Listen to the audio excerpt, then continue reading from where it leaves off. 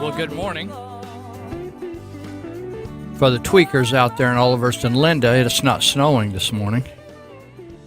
It's just, it looks like it.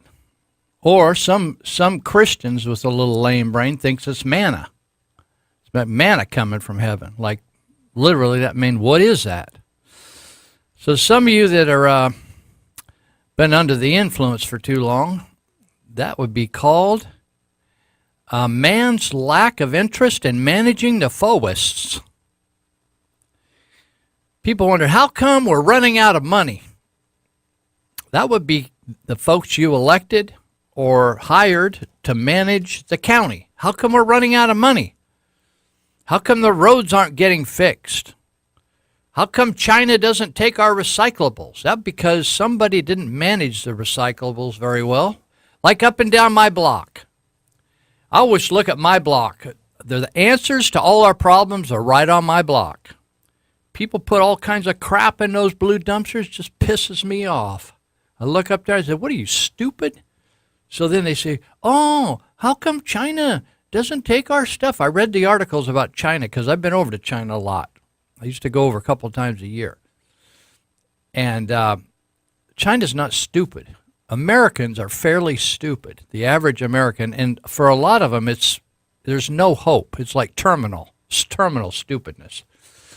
So China said, we're tired of taking supposed recyclables that are filthy. So I noticed that Recology said recently, hey, if you put stuff in the blue dumpster, it's got to be clean, right? The jar's got to be cleaned out. Otherwise, it's garbage, right?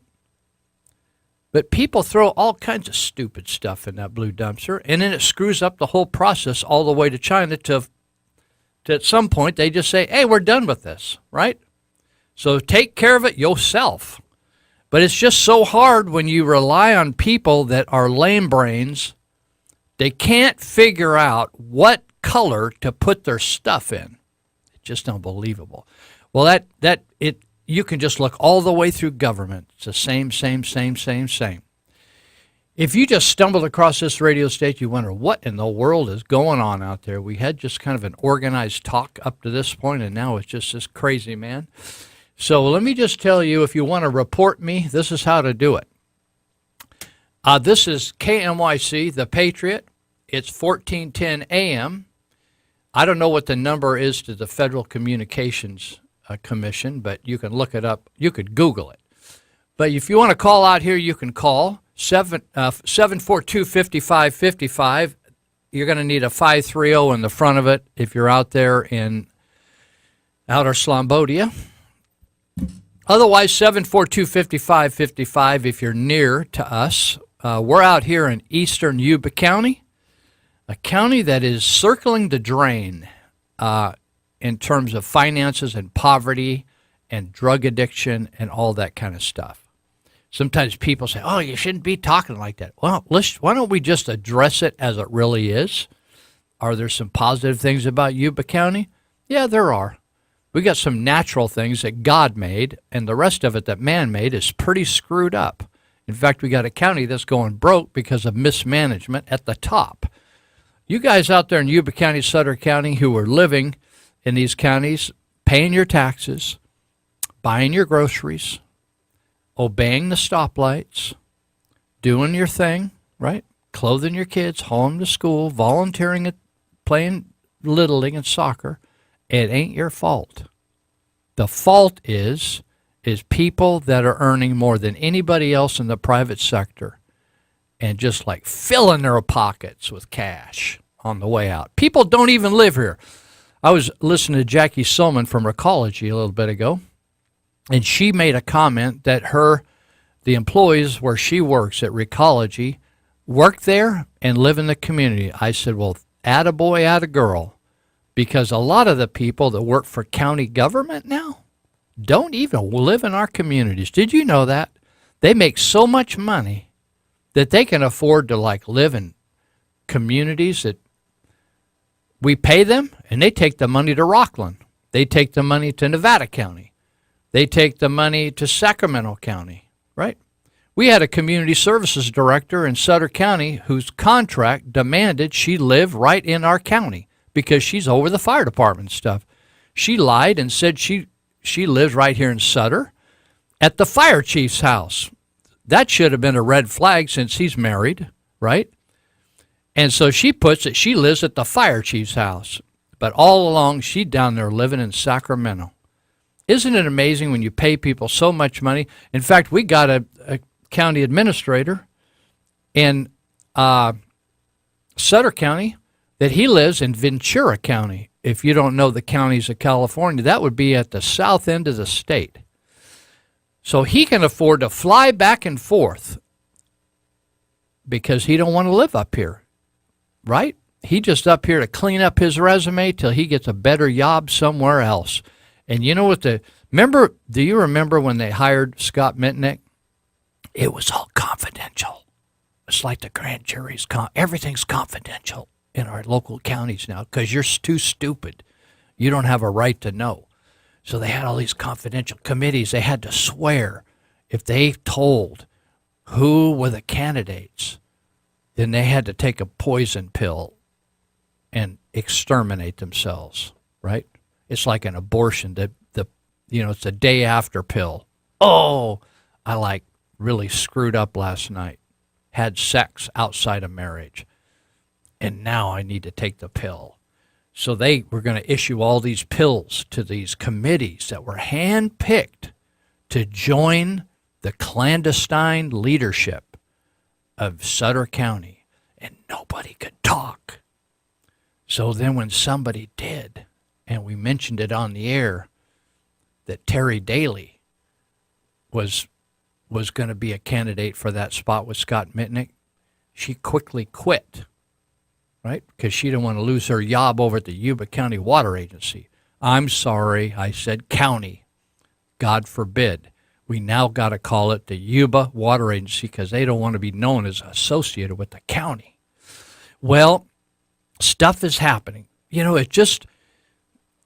People need to just wise up and wake up. People are sleeping. The Bible talks a lot about that in church people. You're all sleeping out there. You took the stupid pill.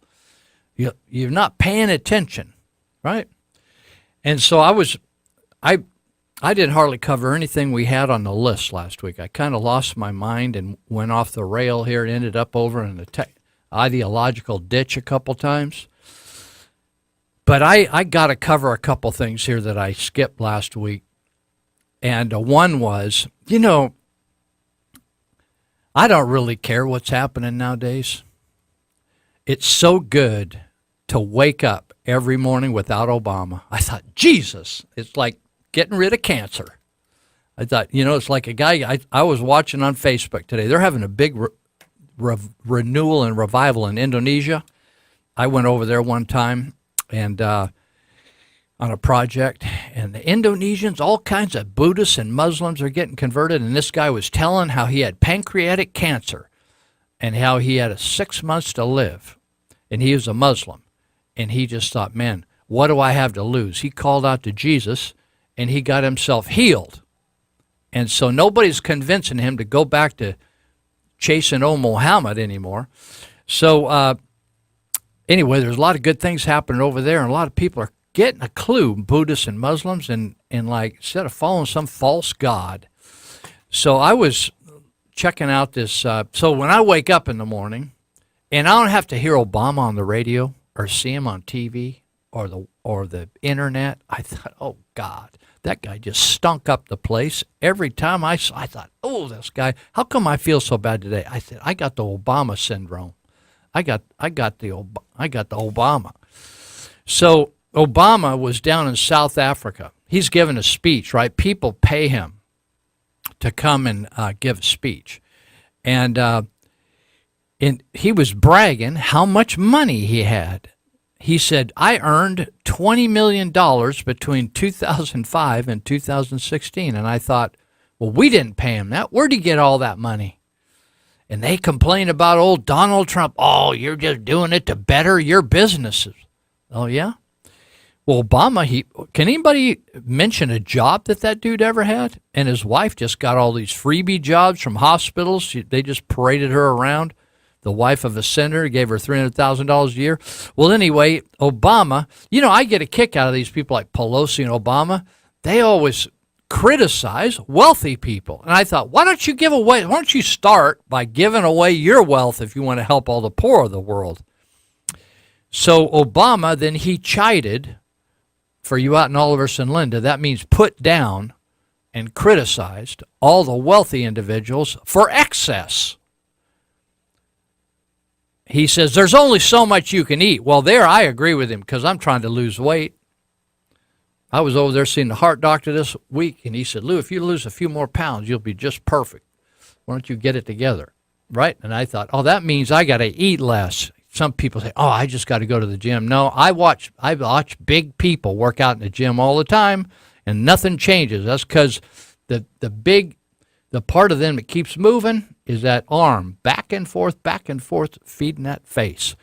So they say, you working out's good, but if you don't adjust your diet, don't even worry about it. So he says there's only so much you can eat, and that's the way I feel. I said, what does Scott Mitnick do with all that money he's making?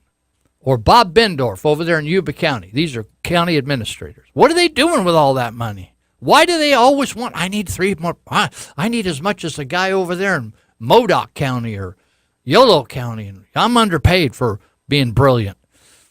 And I always say, how much? You can't take it with you, dude. Who are you going to leave it to? Leave me some. I'll use it for good cause. I got some good causes.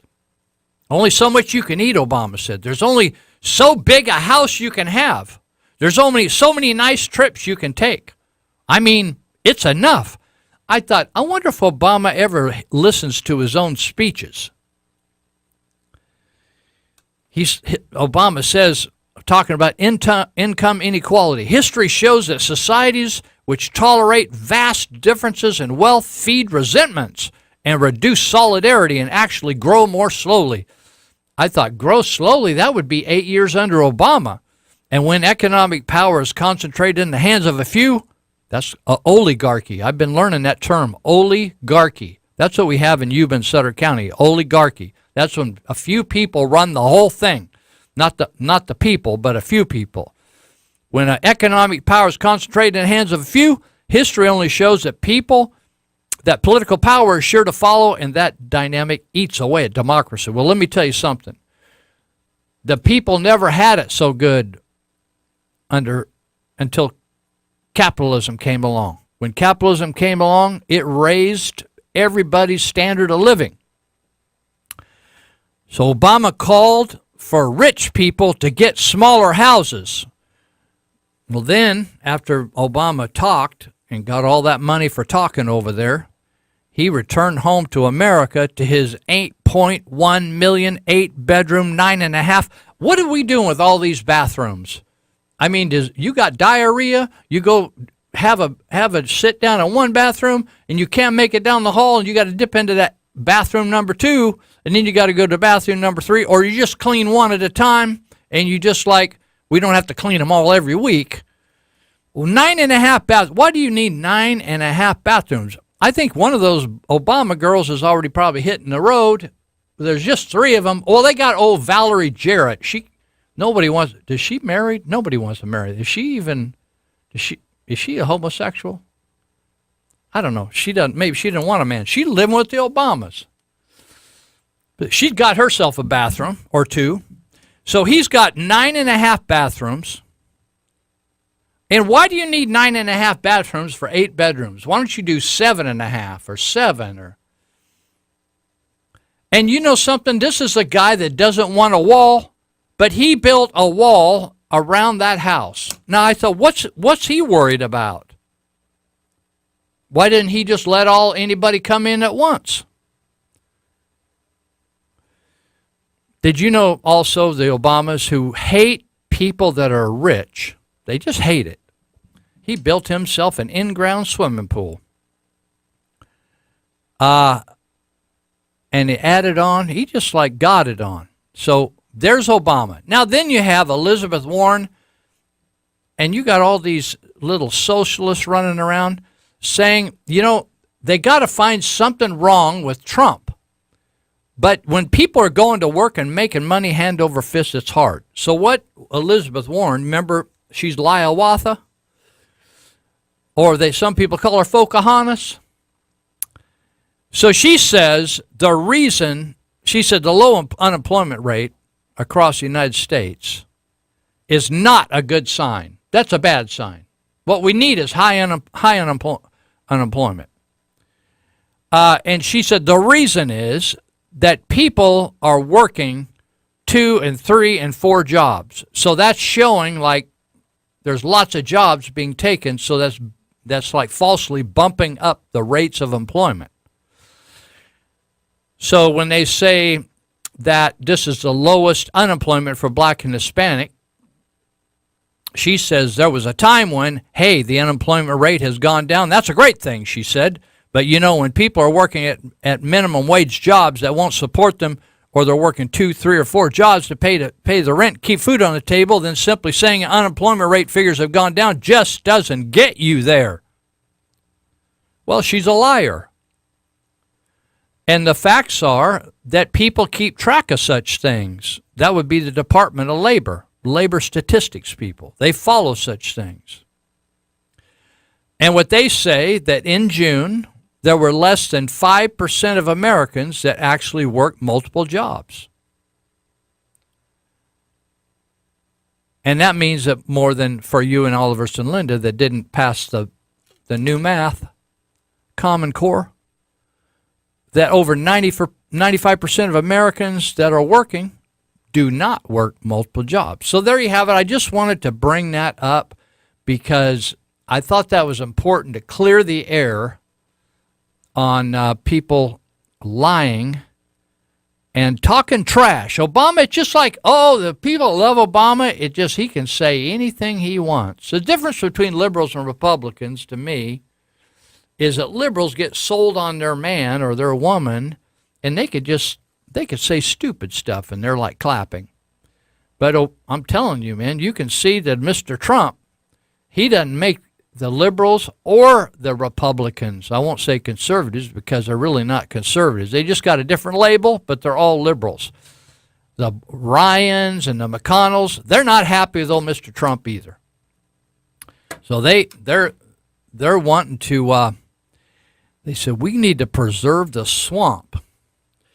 So let me mention before we get to the end of our first half hour, we're going to go for 3 hours today, and you can call in and you can leave a message or comment if you want to talk to me. I'm into pro-choice, so I may have to abort the call, honestly, because my career's at stake, and I don't want my style cramped out here. So I may not be able to talk to you online, or maybe I will. And it depends on what gender. I'm into gender selection, and I'm also into racial selection. So this is a whites-only broadcast today, so if you're of color, either you're going to have to fake your accent and talk really white, or I'm not taking the call. So one of the groups that supports us is Yuba Sutter Constitutional Republicans. They used to be called the Tea Party, but it became too much of a party and less of a revolutionary movement. So they said, we're going to reinvent ourselves and go back to what we started when the Tea Party was raising all kinds of hell. And so they're calling themselves the Yuba Sutter Constitutional Republicans because the local Central Committee was the swamp. They weren't getting nothing done. They just met together, blah, blah, blah, blah, blah, blah, yeah. And at the end of the meeting, you just wasted another 30, 40 minutes of your time or hour of your time and had a little pissing contest, and then you went home. Nothing got... So the Yuba Sutter Constitutional Republicans, and they have a radio show on this channel, KNYC, called the Yuba Sutter Political Spotlight at 1 o'clock to 3 o'clock on Sundays. And so I wanted to mention that coming up on August 9th, I think, let me see. Let's see. Is a meeting at their headquarters at 441 Bridge Street. and they just got the use of an office building there or a retail establishment, and they're remodeling 441 Bridge, Suite E.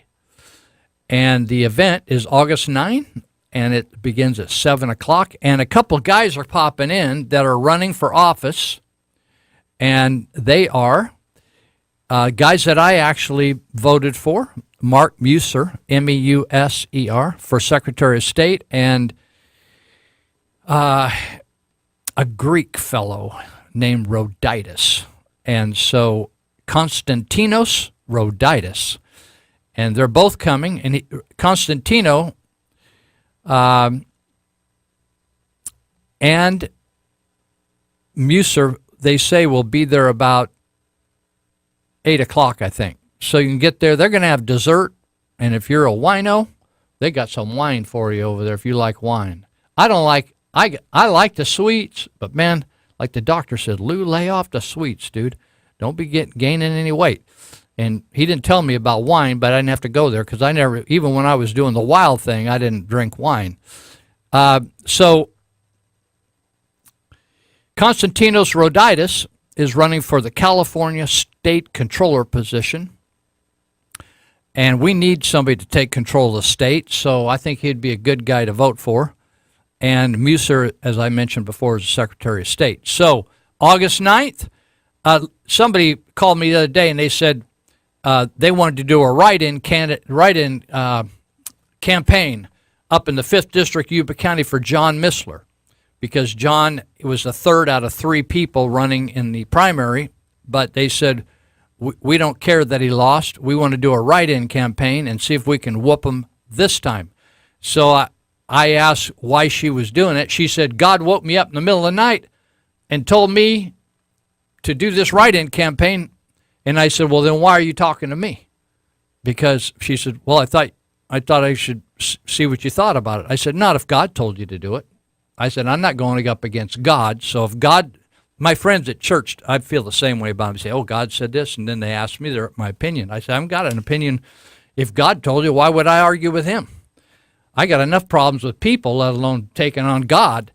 So anyhow, so they've told me that they're going to run a write-in campaign for the 5th District because there's a lot of people up there that talk, and didn't do jack diddly up there, didn't vote, didn't campaign. You know something? At some point, when the state's on fire, the state's broke, everybody's ripping everybody off, somebody's going to have to do something different. Like somebody's going to have to, instead of whining and complaining and posting something on Facebook, do you realize that you got to do more than post something on Facebook to change the world? Hold that thought. We're coming right back, and we got 2.5 more hours.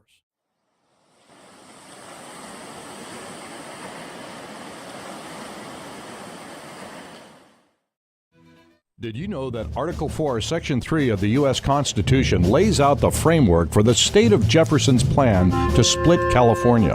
A state can be formed from the land within another state if the state legislature and Congress approve it with a simple majority vote. 51% is all it takes. Your vote doesn't count in Northern California. California is broken and the time has come for 51. Please visit soj51.net and donate now to show your support. Check out the Territorial Dispatch. Papers are weekly and can be obtained free at distribution or by mail through subscription. It's the only locally owned and operated newspaper in the region. The paper is the rest of the story. And also check out the E-Territorial. It's an online version of the Territorial Dispatch which features local news and events for the Yuba Sutter, Colusa, and Nevada County areas. You'll also find daily and breaking news updates, current traffic, and weather information, along with a calendar of local events. Visit the E-Territorial at eterritorial.com. All right. Welcome back. You're listening to Live with Lou. I don't even know whether I said that earlier, but probably didn't make any difference to you, either listening or you're not. So I got here the Wiki Man with me. He's keeping us out of the ditch today. He said the equipment's actually working. Nothing's on fire out here. The toilet flushes. We just made coffee, and it's all paid for courtesy of the Big Kahuna. We're talking for food out here today. So we just listened to that clip on straws. I've lived here almost 100 years, And I have never seen a turtle going down the street with a straw stuck out of its nose, nor a bird with a straw stuck in its beak, or whatever. And, have you ever seen those photos out in the ocean where there's just masses of garbage, plastic garbage? Have you seen those? It's funky looking. It's kind of like where the tides kind of merge and it collects a lot of stuff. Well, that's not from the U.S. Do you get that? They say that whoever they are, people say that about 1% of the of that trash out in the ocean, like some of it, people throw stuff in the water. Do you know that? I got people, idiots, over in Marysville that throw trash right out in front of my house. So if they're going to throw it out in front of my house, they eat at Taco Bell, and then they throw their crap right outside, all their stuff. Instead of taking it in their car, they drive through at Taco Bell, park in front of my house, because I have a tree that I take care of. It's nice and shady, so they sit on that shade tree, eat their burrito, throw their burrito wrapper out the window with their remains of their hot sauce wrapper, and drive off because they think I'm somehow a part of Taco Bell, and then I come out and sweep up after them. So if they do that in my yard, then they're throwing stuff in Ellis Lake and the Yuba River, and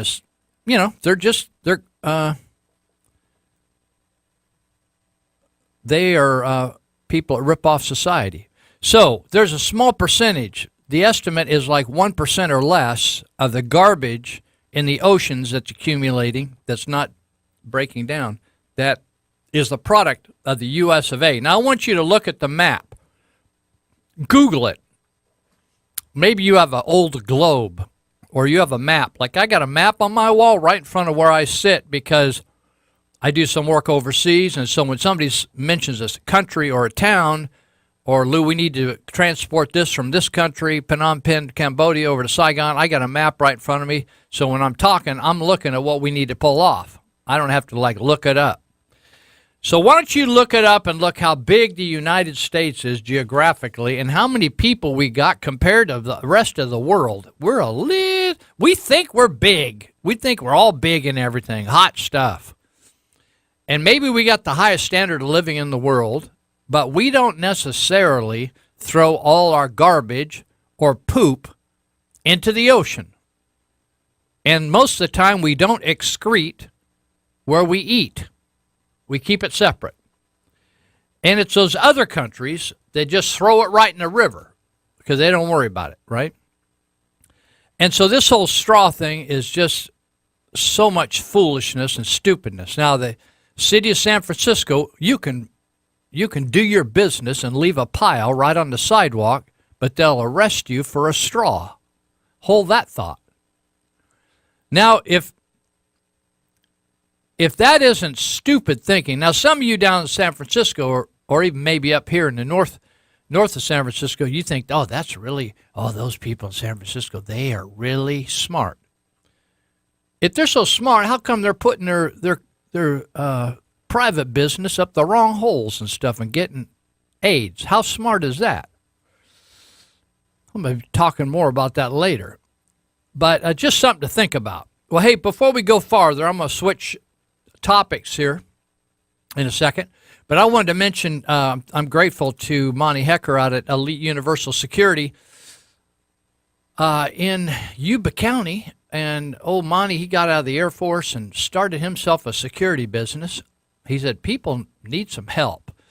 And so he works for businesses and private individuals and farmers, all kinds of folks, trying to help them take care of their private property, their personal property. And so he does a lot of things. He helps people keep stuff that is theirs and keep people from vandalizing their business. And then he also hires people to help him. And so if you want a job, and what I'm going to talk about jobs a little bit later, that so many people they're getting up off the couch. They're saying, hey, my friend Johnny, we used to smoke dope together, and Johnny, he went and got himself a job. So maybe I'll lay off the weed and go out there and get me one myself. And so people are actually that have been sitting on the sidelines for years with Obama because Obama said and Pelosi said, don't worry about a job.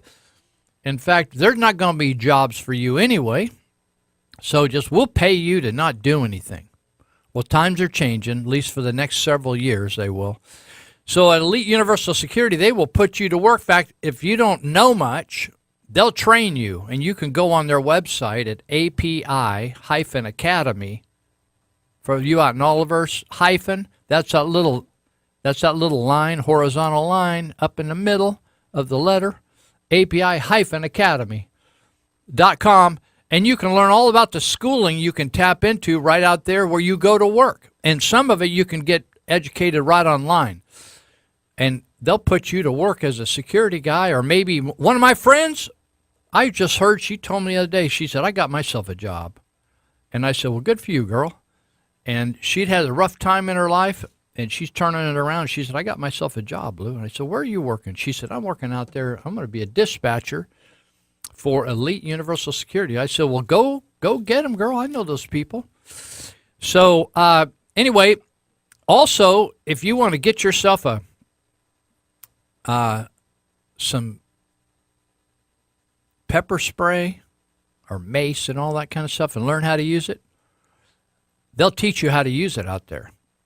And if you want to get a firearm, if you think, hey, I think I need to take care of myself. Police say they're not going to, they're already threatening. They're not going to come anymore over there in Yuba County. If you don't like, give us some more money. They're not going to show up on certain things. So you can just take care of it yourself. Just get yourself a little shotgun or a weapon and get some practice in and have old Monty. Monty will teach you how to use that gun, fire it, be safe with it, clean it, how to take care of it. And so coming up, they are going to, later this month in August, they will get you squared away. And I'll have to, here we go. I was on the wrong dates. On August 11th and 12th, you can hook up. It's a weekend course. And you can get your range practice in. You can get your classroom practice. And then they're going to, again, do it again later in the month, August 25 and 26. Those are weekends, so you can do that. The other thing that I like is a lot of times people need to go get a live scan to get a job. Or to even to volunteer sometimes you need a live scan. And the sheriff's department does it, but they don't do it every day, and you got to pay attention to what days. And they'll do it Monday through Friday out there at Monty's place in Yuba County on Feather River Boulevard. And you can do that Monday through Friday, 8 to 4:30. Very convenient. Private industry is just convenient, a lot more convenient. 749-0280, 530-749-0280. Have you been to if you want to think about good service, government is not where you find it. Have you heard any stories? Have you been to the DMV lately, Wiki? No.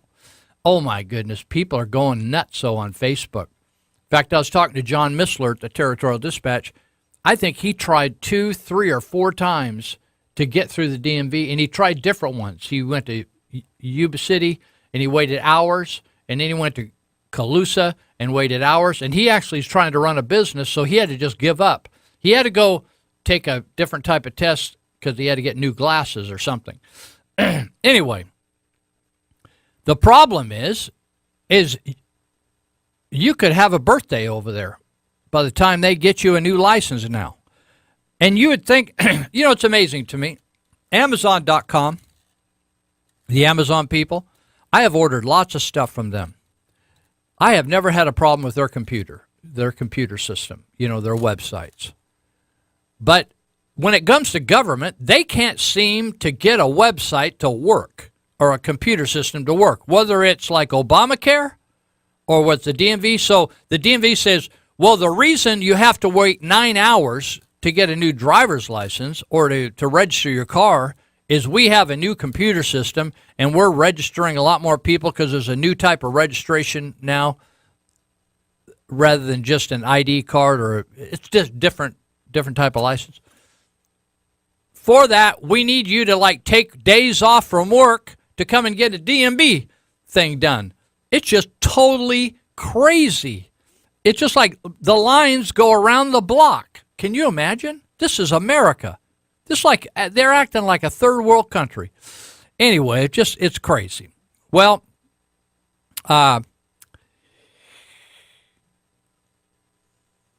this attorney, he was interviewing a doctor, and I don't have a high view of attorneys.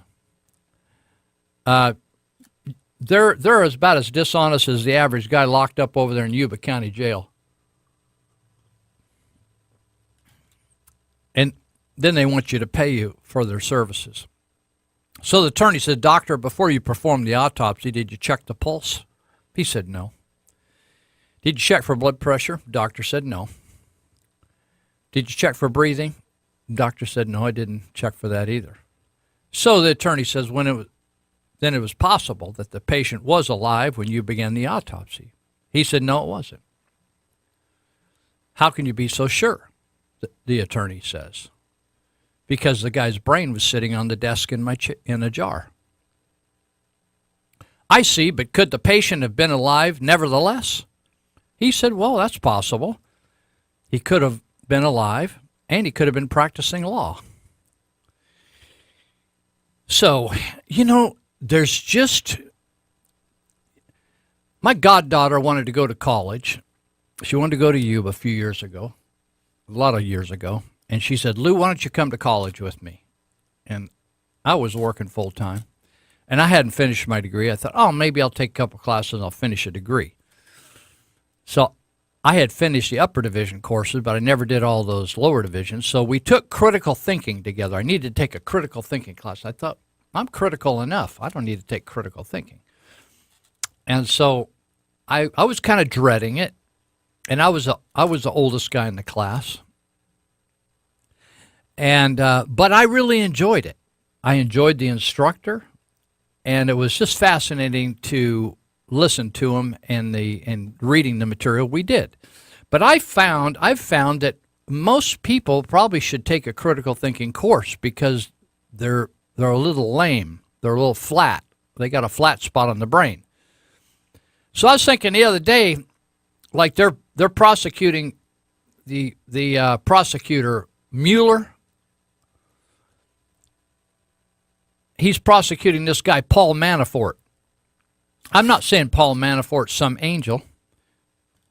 Maybe he violated the law. I don't know. I don't know the guy. But they're trying him for tax evasion and for wheeling and dealing, right? Lots of people wheel and deal in the United States. Happens right here in Yuba and Sutter County. Maybe over there in Butte County. Maybe in Nevada County. People ripping people off, hiding money, doing weird stuff, charging you for things they didn't do. Well, Manafort's being charged for tax evasion. I thought, well, okay, if he did the wrong thing, then they should arrest him and do whatever, right? There's laws. We should follow the law as best we can, unless it goes against God's law, then to hell with them. And so what I was wondering is how come Al Sharpton isn't ever getting investigated? They came to the conclusion, the IRS, who was totally in Obama's camp, said Al Sharpton owes $5 million in taxes. In fact, they were saying, we're going to take his passport from him because you can't violate the tax code and have a passport. I didn't know that. So I file my taxes on time every year, even if it's like 1 minute before the deadline. I file them every year. But Al Sharpton didn't think he needed to because he's black. Did you notice he's black? He's black, he's black, he's black. And so Al Sharpton can owe $5 million in taxes and not pay it, and he's still walking around down there in New York and talking trash. But Manafort, and then Trump gets blamed for Manafort. Well, Manafort is a big boy. Trump didn't raise him in his household. Manafort's a big boy. It's just like, it's interesting. Even at Glad Tidings, where I was on staff out there, we'd have somebody do something really stupid, violate the law, and get arrested. And people blame me for it. It's like, I didn't do it. I didn't know the guy did it. I didn't endorse it. We don't teach a class on Wednesday nights on how to molest a kid. Like, This is like, oh, Christian education. We're going to do classes on marriage and money management and, how to discern evil spirits. And then we got a class on how to molest your kid and get away with it. No, we don't teach that class out there. But, oh, yeah, people don't have very good critical thinking. So, did you see the guy that in Houston at the Houston Astros game that jumped out? People jump out of the stands and streak. You didn't hear about this? Normally, streakers I'm not fond of. They just on an ego trip, right? So this guy, he jumps out of the stands and he pulls his pants off.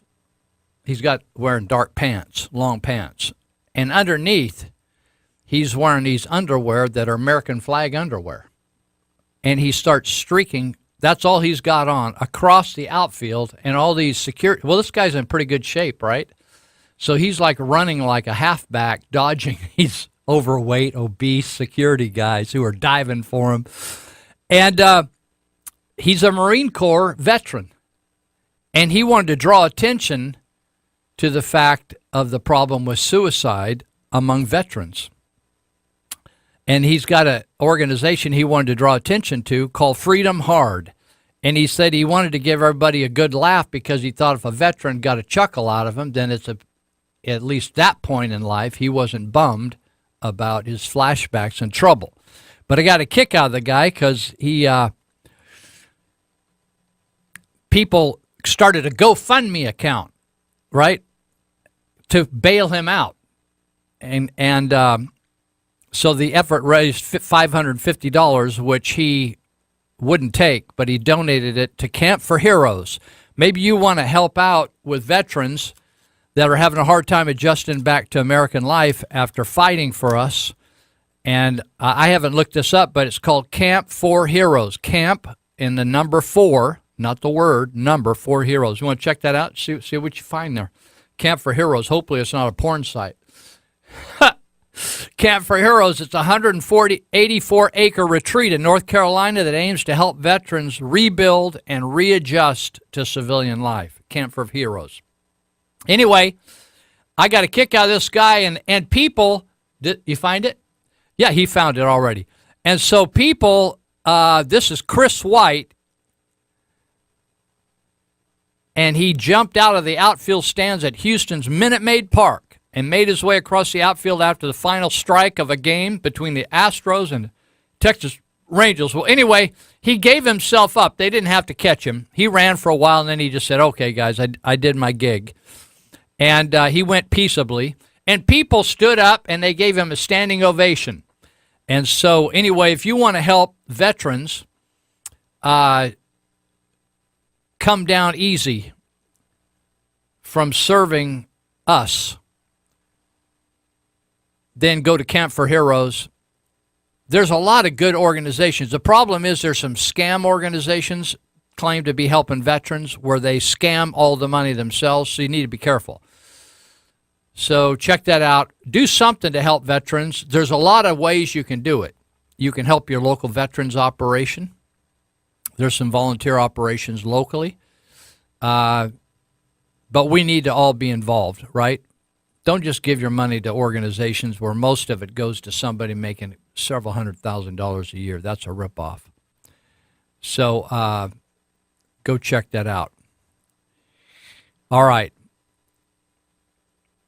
Way to go, Chris Smith. He's a veteran. You know, when people are veterans, they think differently.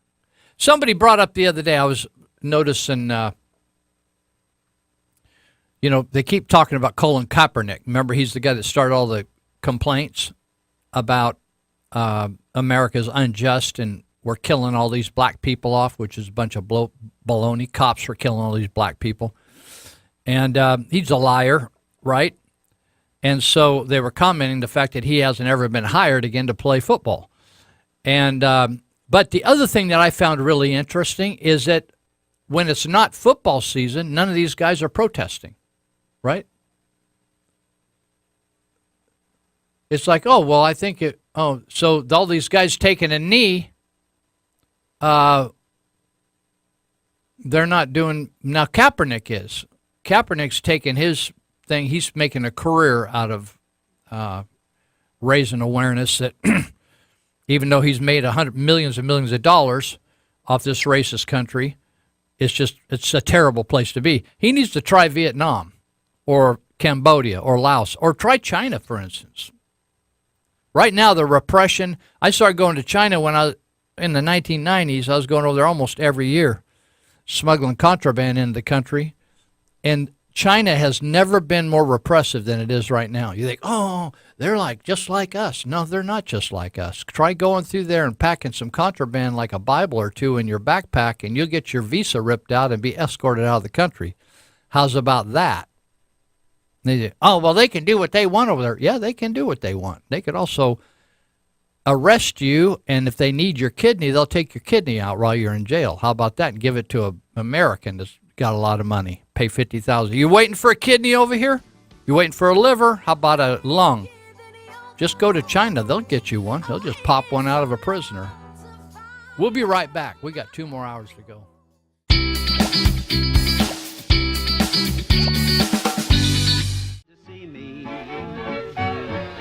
Mr. Small Fry, yes indeed. All right.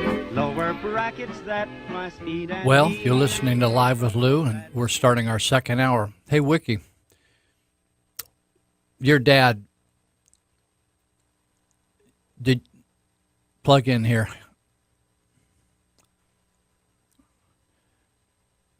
Are you on? Yeah, I'm plugged in. Did you stay at your dad's house? Your dad just passed here a couple weeks ago. Did he raise you Yep. up into adulthood? Yep, sure did. Would your dad, if he was a youngster now, 20-something, 30-something today, would he start a GoFundMe account if he had a need in his life? I don't know if he would or not. I don't Instead think of he him would. paying for it? Yeah, I don't think he would. This GoFundMe thing, like this Chris White, this Right. Marine, he did this deal, and people immediately did a GoFundMe account to pay his bail. But I'm amazed at people that send me requests, either their GoFundMe or send my kid to camp, right? Right. Contribute to football, contribute to this, contribute. I thought, what happened to people just, if they're going to create babies, why don't they pay for it themselves? right. Send them kid to soccer. I get all these requests to support their kid doing this, support their kid doing that. I said, support your own kid. Right, exactly. This GoFundMe thing, people say, somebody dies, so all of a sudden it's my responsibility to bury their people. Mm-hmm. I think it's unbelievable, Yeah. the GoFundMe thing. It's just, to me, it's a millennial thing. That they're not responsible for anything, and anything difficult that happens, somebody else should pay for it. When I used to work at Glad Tidings, people would call and say, I'm looking for a fund to bury my kid or do this or do that. I said, you're the dad, right? I said, that would be your job, bury your own kid. Right. Jeez. Yep. Well, I checked out that website, that Camp for Heroes website. Yeah. And they sell products there, so I guess you could just plain donate. There is a donate button, but they sell coffee, T-shirts, baseball caps, all kinds of stuff. So To raise money for raise their. money. So what do they take care? They take care of vets, right, at their 184-acre campus or Yes. whatever. Mhm. All right. Yep. Well, check it out if you like it, and you can maybe there's a way you can figure out how much money goes to administration. But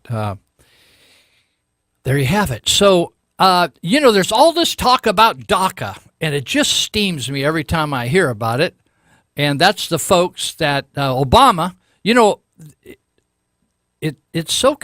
People just don't know what the Constitution says. So Obama made up a rule which was totally illegal, but the conservatives, so-called conservatives back in Washington, the Congress, they didn't have the backbone to call him on it, so he just made up a law. And it's totally contrary to the Constitution for a president to make a rule about immigration. So he makes up a rule, and he creates a scenario that's totally a lie, that there's all these people, these youngsters that are in the United States through no fault of their own, little kids, you get the impression, they're little kids, and they're from other countries. They're illegal in this country, but somehow, because of our compassion, no matter whether the parents, we just overlook everything, and we need to just give these kids These little bitty kids, citizenship. And so even out here at Yuba College, right here at home, you think, just like I said earlier, the same problems we got statewide and countywide is right on my little block. People doing stupid stuff. And so so we have this DACA thing. So we have right out here at Yuba College, if you signed up for DACA, right? Children, Deferred Action for Children, Childhood Arrivals. That was, Brock just came out of thin air with that. That wasn't voted on, prayed about, debated. He just created out of thin air. So we're going to give these guys, we're going to let these people stay in here for free. They can dip into all our benefits. So right out here at Yuba College, your kid, you're working your fingers to the bone. You're working in construction. You're working in farming. You're working at Walmart. Your kid wants to go to Yuba College. They said, well, how much you got any money? Yeah, these units are going to cost. Books are going to cost. So right out here at Yuba College, they will pay the fees to be a DACA person, which are nearly $500, right? You got to pay. It's like a fee to be a DACA person, and you got to renew that every couple of years. And they'll pay all your college fees right out here at Yuba College. But yet, if you look on your taxes, your property taxes, I pay property taxes for where I live in Marysville. And on my property taxes, there's 3 or 4 bonds on there that I'm paying for Yuba College. Now, I went to Yuba College a little bit many moon ago. We used to ride horses out to Yuba College. Didn't even have cars back then. And so I had kids, and my daughter attended Yuba College many years ago. But I'm still paying on those bonds until I drop dead. They will be taking part of my property tax or bonds out there, and I'm paying for people that are in this country illegally with my tax money. That's just one example. And they send, I had people that work out there, I don't even know who they are. They send me inter-office memos out there in Oliverson, Linda. That means where it doesn't go out to the general public. It's just between secret people. Inter-office memos telling all the staff out there, do not report illegals on our campus to the authorities. That's not our job. In other words, just like the Maidu Indians got 40 acres down here in South Yuba County, and they don't have to follow the laws of the state of California, well, neither do people on the Yuba College campus. It's a sanctuary campus.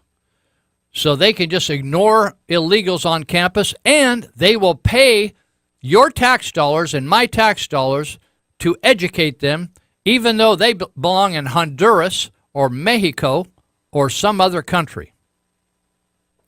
So there's a guy named that works for the Heritage Institute. If you want to actually, instead of don't take my word for stuff, look it up yourself. People say, oh, Lou, government officials always say this, Lou just makes up stuff.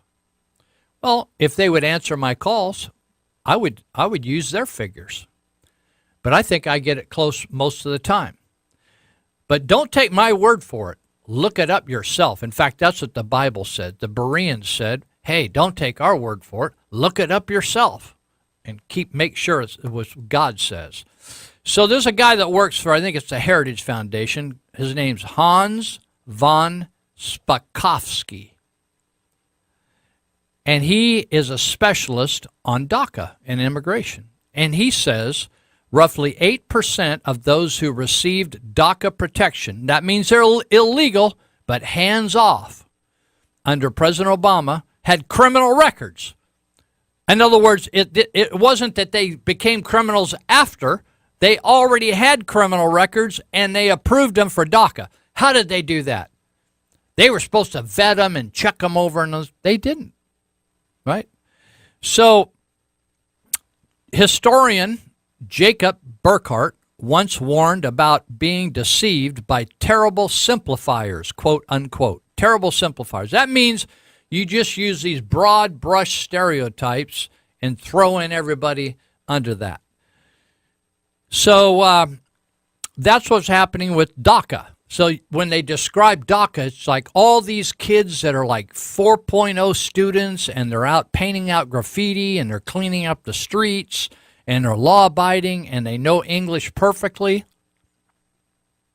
And they don't. A lot of them don't even speak English. Some of them are MS-13 gang members. And they're not all squeaky clean people. They're old people. They're not 3 years old. So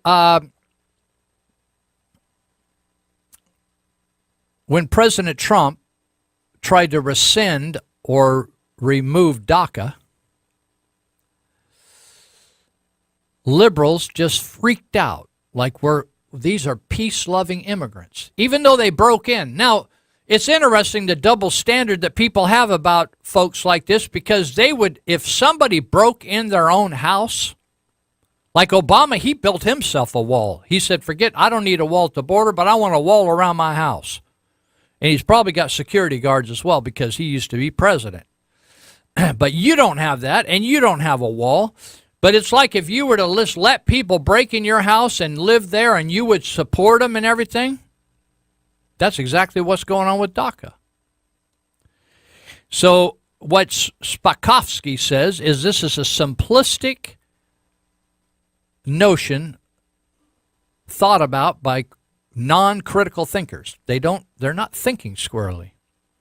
So the U.S. Citizenship and Immigration Services found that approximately 8% of DACA beneficiaries had previously been arrested, including crimes for assault, rape, murder, and were still approved.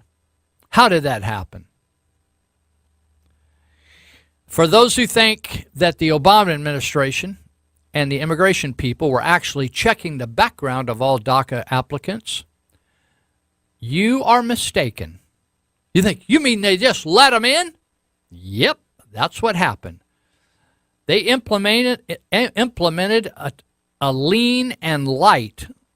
That's quote unquote. That's exactly the lean. They had a lean and light policy in which only a few randomly selected DACA applications were ever investigated. That's kind of when I used to work at run a peach loading and grading station in Yuba County. And we would bring in truckloads of fruit, and then they would pull boxes off those loads, boxes of peaches, and they would grade them. And based upon that grade, they would assume that the rest of the load was just like that sample grade of how many had a little brown spot or too big or too small, too big or too small, too green, too ripe. They would grade them, and then they would judge how much they'd get based upon the grade. Well, that was a lean and light system in which they would just take a random applicant and say, well, how's he? Oh, he's good to go. She's good to go. But then the MS-13 people would just slide right on through. Director of the U.S. Citizenship and Immigration Service, his name is L. Francis Cisna. He lamented, the truth is that we let those with criminal arrests for sexually assaulting minors, kidnapping, human trafficking, child pornography, and even murder be provided protection from removal. Now, some of these people getting DACA benefits right out here at Yuba College may be child molesters. And our administration at Yuba College is saying, don't tell anybody about it. Don't tell anybody. This is a sanctuary campus out here at Yuba College. Not only were some DACA beneficiary, you remember they called them dreamers? Oh, yeah, people are just dreaming of a wonderful life, and they just want a good life that all of us, and shouldn't everyone in the world, all 7 billion of them, have the same life that just 350 million of us have? So not only were some of them criminals before they received deferred action, but a number of them committed crimes after. They thought, oh, these people are wonderful. Then they went out and raped somebody. So 13% of them, nearly 8,000 aliens, were arrested for another crime after they were in the United States. So you may think, oh, well, so what? That's not very many. Well, maybe it wasn't your kid that got raped or run over by a drunk driver, right? So the Center for Immigration Studies reported as of January, more than 2,000 individuals had their protection under DACA revoked for criminal or gang activity, included MS-13, considered by many to be the most dangerous and brutal criminal gang in the country. They just don't like to, these norteños and sedeños around here, they just kind of drive by and shoot people or beat them with a bat. These guys like to cut people's heads off and like stab them 50, 60 times, right? Just to make a point, right? I have a friend that I helped get her identity changed that her baby was stabbed to death in her arms. They tried to stab her and got her baby instead. Killed the child. It says yet only 30% were actually deported or put in custody as a result. Did you catch that? There were more than 2,000 individuals had their protection under DACA revoked for criminal or gang activity, yet only 30% were actually deported or put in custody as a result. That's the Obama administration. People say, oh, Trump. Nobody wants to hold the Obama administration accountable for anything. One study from Arizona found that DACA-eligible immigrants made up 2% of the state population, but 8% of the prison population. Hold that thought. There's something about these folks, if they're willing to break the law to come in the country, a lot of them were molesters and lawbreakers. In fact, I don't know whether I'll get to it today, but I got all kinds of stories of people I don't understand these Mexicans wanting to have sex with 8-year-old girls. I just, I can't get there mentally. I just can't get there. But some people do. In fact, some of these Muslim dudes like to have sex with little boys. It's troubling. 8,000 crimes committed by DACA beneficiaries who were given privilege of remaining in the U.S. would never have occurred if DACA never existed. If Obama didn't create DACA, you think, oh, well, people commit crimes. It's just part of life. In the United States, people are committing crimes. Yeah, we got it. We're saddled with the weirdos in our community, right? The weirdos in my neighborhood, they're weird, and I'm dealing with them, right? I'm taking personal responsibility to deal with them. But why do I want to import them, right? Why would I want to import them and not check them over? It's one thing if you allow somebody to come and you vet them. I get a kick out of it. I have people, I've told you this before, but I just get it. It just pisses me off. People will say, like at Glad Tidings, we were the first church, I think, in the area, over 20 years ago, because we had a CPS worker, and she helped me set up we had a CPS worker attending the church, and she and I set up a fingerprint system and a whole packet of anybody wanting to work with kids from little guys on up to teenagers. Whole packet, people would have to tell about their personal history, whether they had ever been violated, and they had to tell us a lot about their life and be fingerprinted. And so, we took that upon ourselves. The government didn't tell us to do that. We did it because we cared about people. And so then people say, oh, well, I don't know. They have these kids, and they're going to come to church. Oh, I don't know whether I want to trust them to be in the Sunday school class. Somebody's liable to molest them.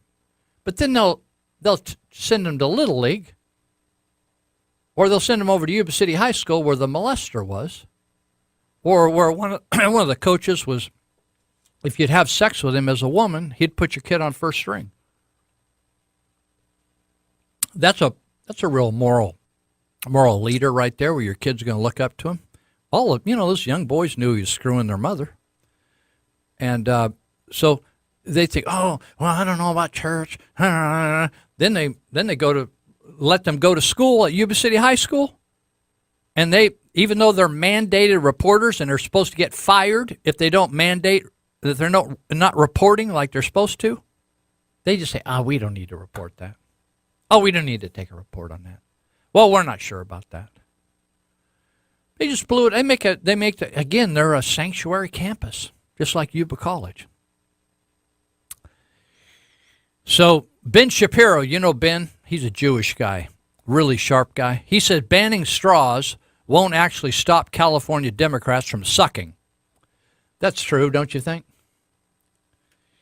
Somebody said if the way to solve essing on the sidewalks of San Francisco, if they would offer $1 per baggie of poop, people would poop in the baggies and take it over to City Hall. They could give them $1 a baggie and they could buy it from them, right? Do a buyback. They bought back the guns. We could do a buyback on poop, a poop buyback, and then they could just poop right in a bag. And you know how they have those dispensaries in some fancy communities for dog poop? You can go down the street and you can get a little thing, and when your dog poops, you can just grab it without touching it with the palm, your actual palm. You can grab it with plastic and drop it in a poop dispensary. Well, if we had those dispensaries on the streets of San Francisco, we don't need to put a porta potty, but they would still pee on the metal, but they could poop in the bag and they could turn it into City Hall. That's cheaper than having those crews go out and pick it up, right? How many they're spending $30 million a year over there? They could, if they're going to collect guns, they could collect poop. Well, I was saying, we're about the end of this half hour, so I'll do some fun stuff here. I was noticing that, Democrats can't ever think this thing through, but do you remember Bill Clinton? He had sex with it wasn't one person. They couldn't keep up. He was having sex with so many people so fast, they couldn't keep up with the guy. And old Paula Jones, he paid her $850,000 to settle up with her when she filed a suit. Donald Trump, that just shows how much of a better businessman he is, because he only paid Stormy Daniels $130,000, and he got the same if he had sex with her, like they say. Have you ever seen the two women, Paula Jones and, Paula's all right, but Stormy Daniels is a lot nicer looking person than Paula. And so he negotiated $130,000, and whereas Bill, he had to pay $850,000. And that shows the difference. That shows why the country is coming back with such vigor. We're booming because we got a better guy at the top negotiating, whether it's in Korea or whether it's with these trade deals. These people stupid on this trade thing. So Winston Churchill, you like Winston Churchill? I was on the plane coming back the other day, and I watched a movie, and it was Dunkirk. I'd never seen it, so I thought, oh, good, I don't have to go to some movie theater, waste my time. I'm stuck on this plane, so I'm just going to use my time wisely, and it's free, except I had to pay to fly. So I got a kick out of watching the Dunkirk movie, and so Winston Churchill said this: politicians can tell you what the future will be, and afterwards why it didn't happen. Did you get that? Politicians will tell you what the future will be and then why it didn't happen. So the other thing, I got this deal, I was talking about GoFundMe earlier, and it shows a picture of this young boy. He looks about 10 or 11 years old, and he's pushing a lawnmower, right? A motorized lawnmower, but not self-propelled. He's pushing it. And it says GoFundMe circa 1978. That's what I tell parents. Hey, how about your kid just going and earning his way to camp, earning his way to football, earning? Why do I have to pay for the doggone thing? And the other thing that I thought was interesting is you can tell how screwed up California is by the price of a U-Haul. You ever rent a U-Haul? Well, if you get a quote for U-Haul from San Francisco to Dallas, a U-Haul truck, that would be $3,206 to rent a U-Haul.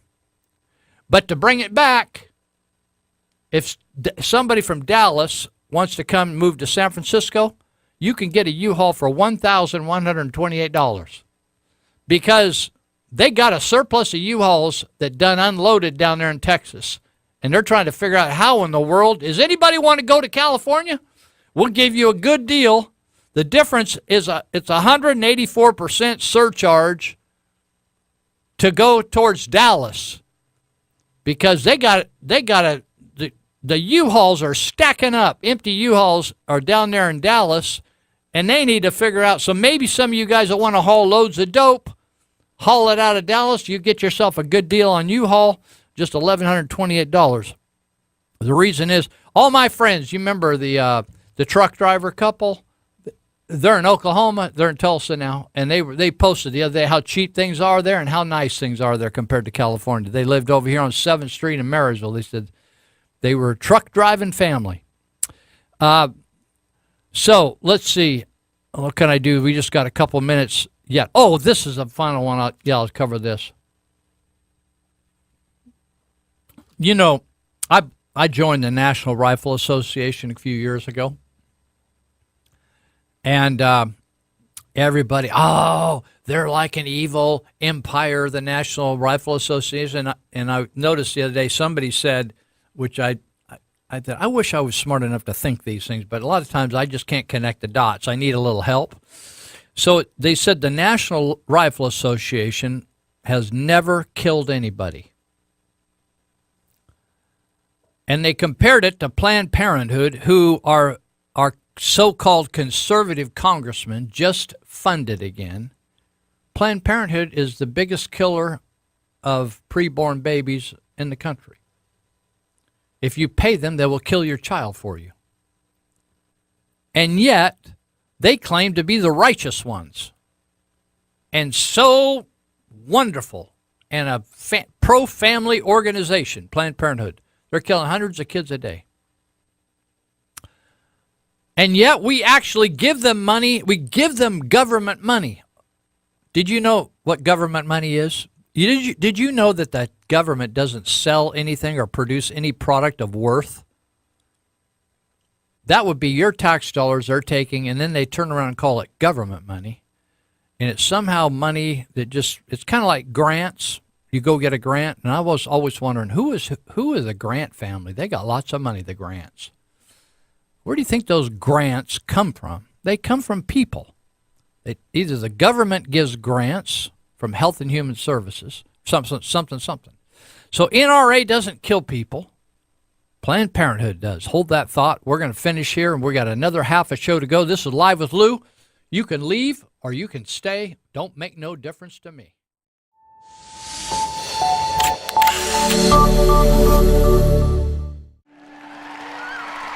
All right, welcome back. You're listening to Live with Lou. We're bouncing around out here on top of the air's thin up here on Mount Huth. We're up on Mount Huth in Yuba County. And for out there, you tweakers that are waking up out here in Olivehurst and Linda, that ain't snow out there. That's the bad decisions of politicians in California not maintaining our forests. So every once in a while, we got to burn them completely down rather than let just some grass burn along the bottom of the trees. But now we're just going to incinerate the whole cotton-picking thing because we're run by a bunch of Democrats that don't know how to manage anything. Let all the water go into the ocean. Just burn up the entire North State and then start over. Hold that thought. So we're 1410 AM and it's a 104.3 FM. If you are picky, you can flip-flop, or you can go on to kmycradio.com and click on Listen Live. We're hoping the live stream's working, and it's clearer. If you're out there, way out there, and the signal is weak, you can just switch over on your computer to kmycradio.com. Go on to Listen Live, listen really clear there. Or if you don't have time to stay with us, or you missed some of it and you wanted to go back, or whatever, you didn't like what I want to say and you want to make a big deal about it, go listen on One Eye Blind Media. That's YouTube, One Eye Blind Media, 4 words, just like in a sentence, One Eye Blind Media, and find Live with Lou. There's a bunch of shows on that channel, and you can listen to it whenever you want. And thanks to Chris Starkey for helping us out with that. Well, I wanted to, have you ever been somewhere and all of a sudden you smell something funky and you're wondering, that smells like dog poop.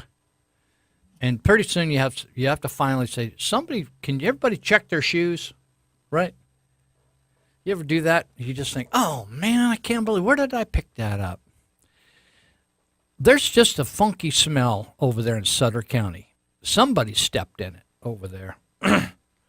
And, the grand jury at the end of June was supposed to put out the county was supposed to put out the grand jury report for all the world to see, because the whole point of a grand jury was to examine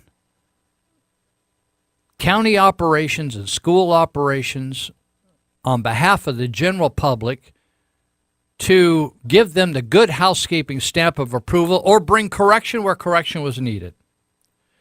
So we were told towards the end of June, right at the beginning of July, in the first week of July, they weren't going to put out a report because the oligarchy of Sutter County, that's a small group of people, decided that there were things in the grand jury report that the public was not worthy to read.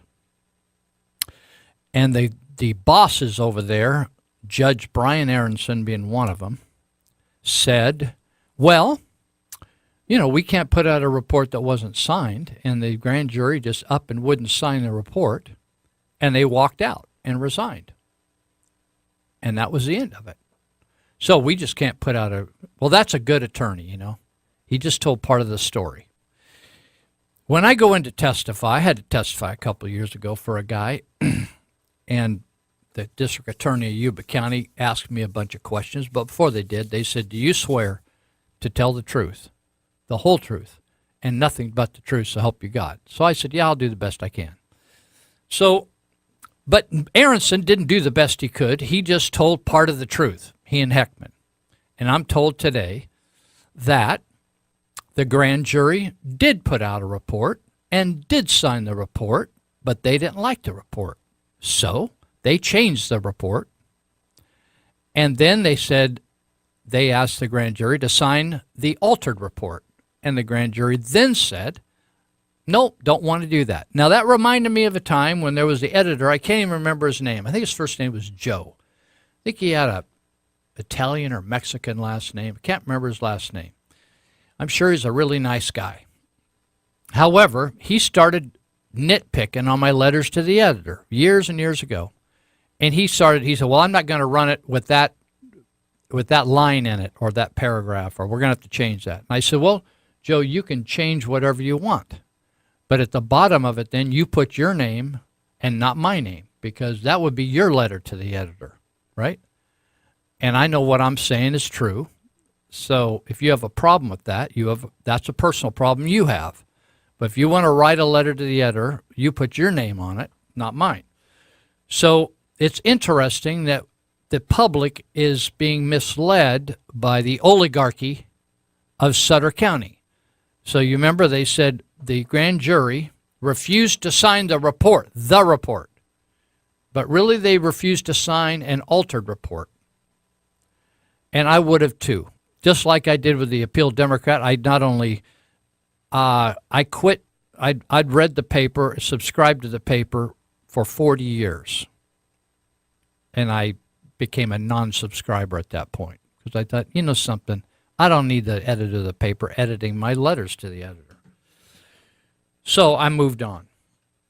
Now that's the grand jury. Now we got some people that are self-righteous leaders of departments thinking they have somehow been christened by God to see things that, us sinful commoners do not have a right to read. Now, they are just so 100% incorrect. They think, oh, well, that's a violation of confidentiality. I wonder how far they take that. So I'm still, my suggestion is still available. If you want to leak on me. I'll tell the whole world about that darn grand jury report, and we'll just see how things sort out from then on. So the other thing that is so deceptive is these leaders of counties and cities up and down the state, after they have mismanaged, and they always want to blame somebody else. Oh, it's the state's fault. Oh, it's the federal government's fault. Oh, it's this person's fault. It's that person's fault. They never want to, when they're going into the job, make me the leader. I know how to lead. Vote for me. I'm going to cut, by God, I'm at my age, I'm just going to serve 4 years, and I'm just not going to take any prisoners. I'm going to cut. I'm not going to go for this. I'm not going to support these increases. Right? And when they get in there, it just seems like they get overtaken. Some people call it drinking the Kool-Aid. I don't know what it is. They just become a part of the system and think, oh, now I've been enlightened. And all these people claim, oh, by God, I'm a conservative. I'm a conservative person. Honestly, we don't have a conservative person on either board of supervisors. They talk a good talk. But when it comes down to voting, they vote like liberals. They're all full of crony capitalism. Like, oh yeah, well, we need these pumpers. It's their water. I thought it was everybody's water. The pumpers, they should be able to make millions of dollars a month off selling the water. I thought, wait a minute, they didn't create the water. How did they like? They got a water cartel. And, oh, yeah, well, we got a declaration that's if we take away their money for all that water, then we're actually taxing them. I think, you people are nuts. You people are totally nuts. Well, they want to raise your taxes in Yuba County, and it's going to come in Sutter County. It's going to come in Yuba City. I hear people say, oh, no, we're not going to do it in November in Yuba City. It's coming because they cannot. They're in better shape in Yuba City than Yuba County and Sutter County are, I think. But it's coming because they will not fight the tide of mismanagement. Now, I've just learned, the stuff, you give people the benefit of the doubt, and then you can't even give them the benefit of the doubt anymore. You'd think they hired Scott Mitnick to come up here from Ventura County after he'd been fired, a unanimous vote of Thousand Oaks, to kick him out after he was dishonest.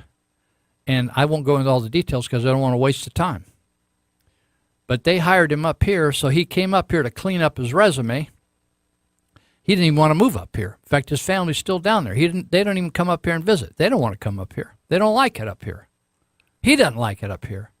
A lot of firefighters and cops don't even like it here. They just come here, take the money, and go back to wherever they want to hang out. That's just the way it is nowadays. Back in the day, people lived in the community, served in the community, coached the local teams, and earned the money, spent the money here, and paid the sales tax here. No, they just take it and run now. And so I learned I just keep, I'm a little slow to the game here.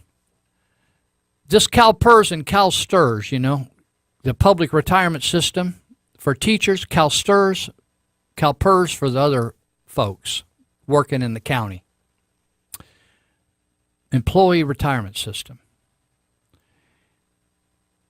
With most of you out there, you put money aside in savings and mutual funds and property and stuff that one day you knew you weren't going to be able to work as hard and you need to start drawing some money from somewhere, and that's one place you hope to draw it from.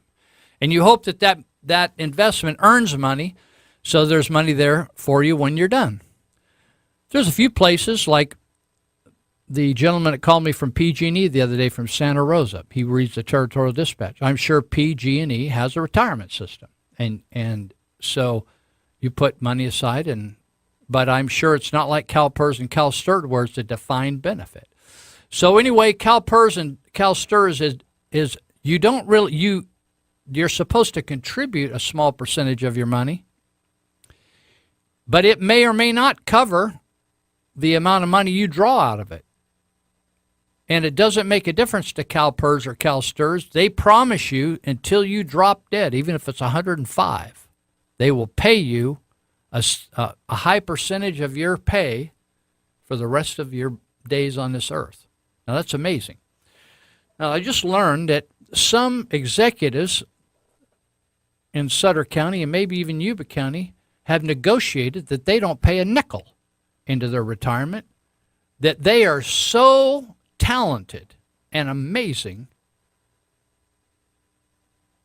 and the county can't live without them, that not only do they get $250,000, $300,000 a year. Enough money you could fly back and forth each week. You don't even spend the weekends here. But the residents are on the hook for their retirement for the rest of their life. And they got to pay it out of the general fund. And people wonder, how come we don't have our parks watered? Or how come we don't have this, or the roads have got potholes in them, or we can't put up modern lighting, or we can't do this, or we can't do that, or we got to float a bond for this, and we got to pay extra taxes for that. It's because we're paying for people to earn 90% or 80% or 70% of a $300,000 salary or $250,000 salary until they drop dead. And the bad thing is you kind of wish they would, so you wouldn't have to pay so much, right? Like, hey, I hope that guy doesn't last very long, man. He's screwing us. The taxpayer gets screwed. Now, in Yuba County, the household median income is like $35,000, $37,000. And I think I covered this last week that the median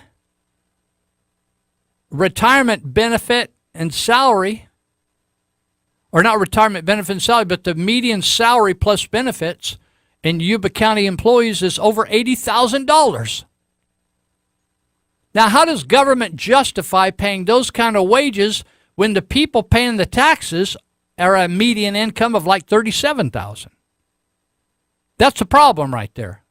That is a problem. And when people aren't asked to pay in more of their own retirement, that's a problem right there. And the leaders need to change that. Even if they have a entire meltdown of the union and have a strike, let's have a strike. Let's have everybody quit. You remember when Reagan? A lot of you don't remember this. Ronald Reagan came into power, and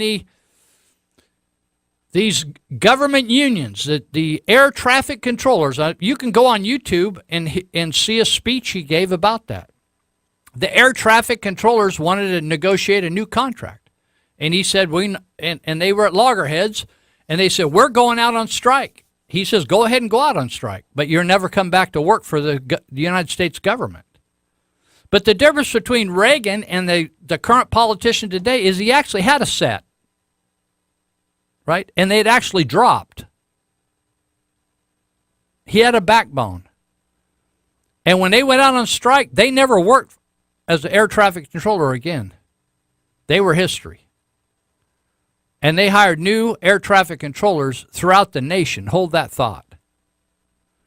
Now that could happen locally, and I think it should. And just like what's happening with the state of California right now, if you notice, the entire state is on fire. You think, oh, what is that? Could it be global warming? No. It's like stupid leadership. That's what it is. Because the government, a few years ago, we began talking about Agenda 21. In fact, a guy that used to have a show over here, Paul Preston, named a show after it, Agenda 21. And you might have thought, well, that's just a conspiracy theory. No. You can go on the United Nations website. Now, it may have changed now because it's been quite a few years. But I downloaded right off the United Nations website their agenda for the 21st century, like how they thought the world should be, and that was called Agenda 21. And part of that agenda was the rewilding of the world. In other words, they thought that instead of managing things, now all you have to do is read the Bible. If you go to the first book of the Bible, Genesis, God put the first two people in a garden, and he said, take care of it, not rewild it. He said, here it is. It's producing all this fruit. It's already producing. Just manage it, right? Don't ignore it. Manage it. Rewilding is let it go back to nature because we've screwed it over. No. If there's all kinds of people posting on the internet right now pictures of forests from the 1900s and 1800s where human beings really were a lot smarter, and they managed the floors of the forest where they mucked out the brush and and they thinned the forest. So if a fire started, it wouldn't catch from tree to tree to tree to tree to tree and become an inferno, but it would start, and it would burn across the floor of the forest and not even catch a tree on fire, or most trees. But you could see the forest today, which is just a congested, it's just like my yard. If I let my yard go, it just becomes a congested, messed up mess. In fact, the fire department says you need to clean up. If you got a vacant lot, you need to cut it down. You need to trim it. You need to do this, because if a fire starts, in Linda, where Rich Webb operates, and they got a lot of open lots, they go around and say, hey, cut that down, cut this down, cut that down, clean this up, because they know if a fire gets started, it could burn down the whole community. That's intelligence, folks. That's management, folks. Not just stupid, there's an owl, and you can't even go in the forest because that owl's going to have sex and going to lay some eggs and going to have some little owls, right? They think, and it's a lumber guys, it's the loggers that are upsetting the owls, and they're going to become extinct. But all along, it was another owl that was killing the spotted owl. It was called the barred owl. But the people that were supposed to know that were too stupid, so they shut down the whole lumber industry. Then all the owls burn up, all the eggs burn up when the forest fire burns the whole thing to the ground. So today you have stupid leadership that is creating this predicament. Now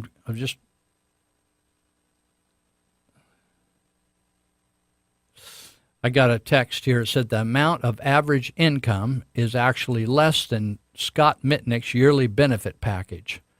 So I think what that's saying is the average income of Sutter County residents will be less. Well, obviously it's going to be way less, because Mitnick, if he picks up 70-80% of nearly $300,000, nobody is going to be challenging him. That guy, he could live in the Bahamas. He might move out of Ventura County to the Bahamas. So what's happening is we don't have people in leadership that have the backbone to make some radical changes and say, you know something, we love, all these supervisors, they talk about the employees like they're their employees. No, they're not their employees. They're the people's employees. And they're afraid to say to them, sorry, we made a boo-boo. We shouldn't have given you raises, and we're sorry, but if you need more money, you could always go to the private sector or go to another county that's got lots of money, like Placer County maybe has lots of money. I don't know. I don't know what counties in the North State have lots of money. But let's face reality. Yuba County is not loaded with money. Therefore, you cannot keep, like in the private sector, when I worked with different private businesses, we called it the bottom line. If there wasn't any money left at the bottom line, we couldn't give raises, even though we thought the people were really cool. We liked them. They were personal friends, and they worked hard. You just said, we just can't do it. In fact, at the Church of Glad Tidings, when the downturn came, I happened to be still on staff, and we cut like half the staff. And every one of them weren't people we didn't like. They were people we really liked. They were good friends of ours, and we had to say, we can't figure this out. We'll help you find another job, and we'll transition you easy, but we don't have enough money in the kitty to pay. But we don't have people in government that's willing to say that. So we're at the 11 o'clock hour. Wiki says somebody else needs to talk here for a minute, so we're going to be back for one more hour.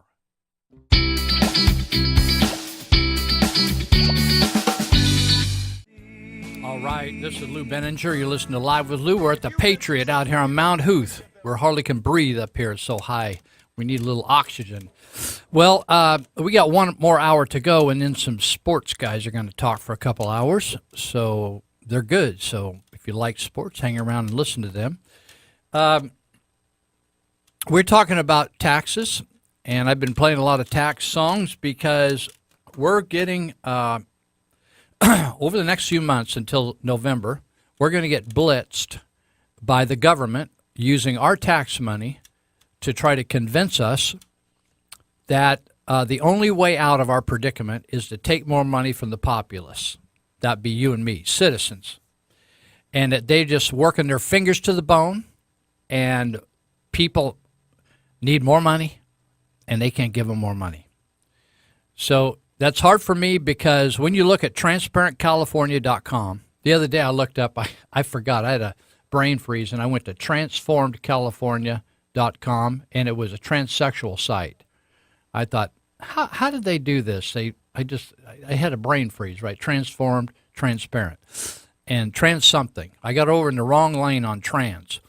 And so go to transparentcalifornia.com and look up how much that your tax dollars are paying our folks. Now, people always get sensitive about that and think, oh, well, you don't like the sheriff so-and-so or cop this so-and-so or this public works guy or this. I said, I like them all. In fact, I've always had a hard time hating people even before I followed Jesus. Some people don't think I'm a Christian. I get a C- on both. I'm not a good hater, and I'm not a good Christian either. I'm just a C- on both of them. So that be as it may, I don't have hard feelings towards anybody. And so what I'm saying to you is we can't, at some point, there's been a lot of things in like sometimes I'll look and think, I need to fly overseas. I need to go take care of something. And then I'll price the ticket, and I'll just think, I can't afford that. I'm just not going to do that. I can't afford unless I get a cheaper ticket. So there's times when you just got to say, I can't afford that. And the government has just simply got to be more than we can afford. It's just that. That's just the way it is. You just can't afford. It used to be that government people got paid about the same or less to do the same job in the private sector. Now they're making about twice as much, and they get benefits for life. We just can't afford. You think, well, what's wrong with that? Don't you think they deserve it? Hey, you deserve whatever you can get. If you work for IBM, you work for Microsoft, you work for Apple, you make $1 bajillion, you invent something. I don't have a jealous bone in my body. Honestly, I don't. But when it's the taxpayer that's having to pay the bill, then it's a problem. But if you're working for a construction company or an investment company, you're working for a big broker or real estate, and you are making millions of dollars, hey, I'm the first one to high five you, dude. But when we can't, we're already being taxed. There is nothing you do in your life that you're not getting taxed over. Whether you want to get married or you want to get divorced, you want to sell property, buy property, sell a car, buy a car, drink coffee, use the telephone, use the toilet, everything's taxed. Everything's taxed. And at some point, you just have to put your foot down. Our forefathers did, and they weren't taxed anything like we are. And they had what they called the Tea Party. You remember that? Because of a tea tax. So at some point, you just have to say, we can't afford you. So you say, oh, well, you're going to have a complete meltdown. Yep, we're having one. If you haven't noticed, there's stuff falling out of the sky because we're having a total meltdown in the state of California. Get a clue. Like this isn't just and it isn't global warming, right? It's a meltdown in leadership in the state of California at every single level, from the city, the town, the village, the county, the state. When state officials for 20, 30, 40, 50 years said, you can't touch the forest, leave it alone. Stupid people say you can't touch the forest, and then the whole thing burns down, and then they blame it on global warming. That's really stupid. Really stupid, folks. Get a clue. And so when you could thin the forest, when you could manage the forest, I got a kick out of it the other day. I was watching some people from the Yuba Water Agency. They don't want to be affiliated with a county anymore. Yuba Water Agency. They're now this entity that's separate from anything in the world. They're all on their own. They kind of own it themselves, 7 people. Yuba Water Agency. So they said they're going to spend millions of dollars for this experimental, this cutting edge thing of managing the forest. I thought, what, are we going back to the future? Our forefathers worked in the forest. They're called loggers, and they thinned the forest, and they cut out all the brush to preserve the forest. But today, loggers are kind of looked at like drug addicts and drug dealers. Loggers are. Oh, you're like destroying, you're like raping Mother Nature. No, they're actually causing Mother Nature to not have a total meltdown like we're having in California right today, in the fires all up and down the state. And that ain't snow out there, Olivehurst. That's ash, right? So we have the same situation at our local level with sales taxes. We just can't afford to pay the wages. And you think, well, we got to keep up with the guy next door. That's been the perfect excuse for years. Well, Yolo County, I can just go down to Yolo County and be a cop. Well, go over there. At some point, you just have to say, we can't afford to pay cops. Well, no one will want to be a cop. Well, maybe that'll be it. Maybe we'll just have to do a rent-a-cop or do some of this cop work ourselves. I don't mind shooting a person now and again. Guys break into my house. Some I let go. I had a guy we caught in there the other day. I just sent him on his way, gave him a cold drink, and sent him on his way. He was out of his mind on meth. I thought, I'm not going to shoot him. It's too much work.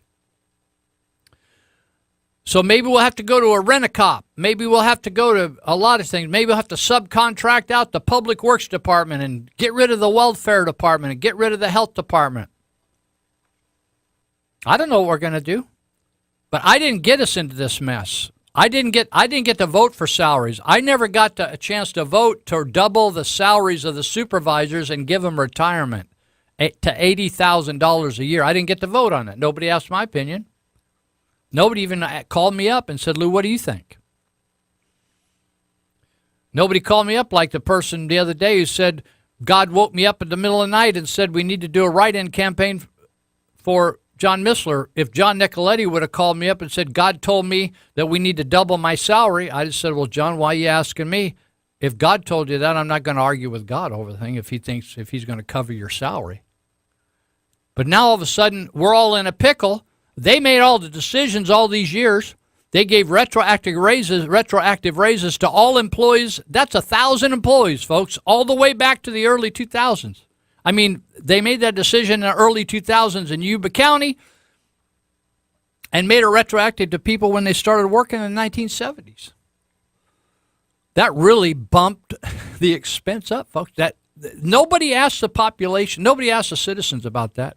When Sutter County did their stealth increase on pensions retroactive to the start of employment, the only person that complained was Robert Stark, and they carpet bombed him for 10 years after that. They politically carpet bombed him and tried to throw him in jail and ruin his life and career. He was the only one that stood up because he's the auditor controller. He did the right thing.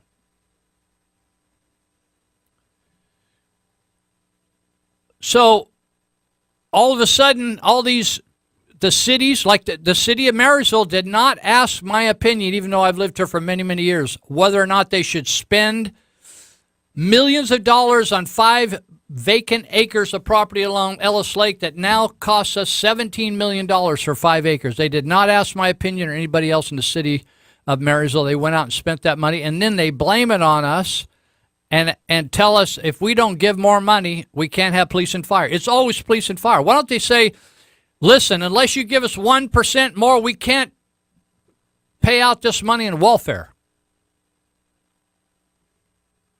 Because they know people won't support that. Or we don't have enough money to pay for the supervisors at $80,000 a year because they know nobody wants to pay that, and they don't think they're worth it anyway.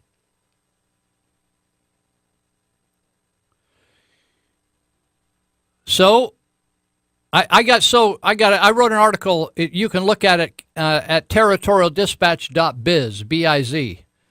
It was about the closing down of a school, a preschool, basically, out in Plumas Lake that was started by Rick Teagarden many, many years ago, and right before the crash.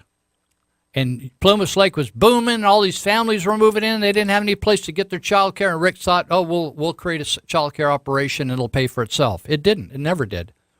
The crash happened. They could never get enough people, and they couldn't pay enough tuition. The problem was that it's so expensive to hire government employees, they can't compete with the private sector on schooling. They can't compete with charter schools.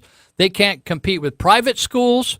They just pay too much. You got to pay retirement, all the other extra costs of government. And they never could compete. They lost When I was on the school board at Yuba County Office of Education, they were losing $100 to $2,000 a year, and I complained about it. But one person does not get a school closed down unless it's the superintendent. And Francisco Reveles, after being in there, I think he's been in there maybe 2.5 years, if I'm not mistaken. I could be. I'm not good on time. I can't even keep track of my birthday. But Francisco Reveles decided, listen, we can't afford to pay $150,000 to $200,000 a year out of the general budget to supplement people's child care. When people have sex and have their own kids, that's their responsibility. It's not my responsibility to send them to camp, put diapers on them, or to send them to their preschool. That's your responsibility. And I wrote that article. I didn't talk to Francisco. I know Francisco, but I didn't talk to him about it. I just wrote the article. My opinion, that's all it is. People say, oh, Lou, you write all this crap in the paper. It's just my opinion. Get over it. If you got a different opinion, have a happy. I don't have a problem with liberals having a different opinion. Have it. It's okay. I don't. You're not keeping me awake at night having a different opinion. So I wrote an article about thank God for Francisco Reveles to save the taxpayer $150,000, $200,000 that they're taking forcefully from me and supplement somebody else's education. So the word is, I didn't talk to him personally, but the word is from the Territorial Dispatch that he commented that a lot of people are giving him heat about that decision. That's fascinating to me. You know, all these people say, well, I'm conservative, but they all got their hand in the till. And then when you ask them about their hand in the till, then they think you're all being rude and everything. It's like catching a guy breaking into your house, and they say, hey, I'm going to sue you if you hurt me. Right? How come? Oh, you don't want to share? People, all these so-called conservatives have their hand in the till. They're going to get a retirement. Who with a straight face is a board of supervisor going to serve on a board of supervisor? Can a straight face tell me that they're worth a retirement, if that isn't a crock of crap? Well, John Missler, who's running the Territorial Dispatch, he competed against Alton Wright and Randy Fletcher up there in the 5th District. That's the foothill area of Yuba County, if you're unfamiliar with it, if you're from another county. And he ran third out of the three of them. And so normally in voting, you don't get into the runoff, right? But if people want to write you in, they can. And if you get okayed by the county clerk to be on the ballot, you can actually become a write-in candidate. And so I guess that's what's going to happen with Missler.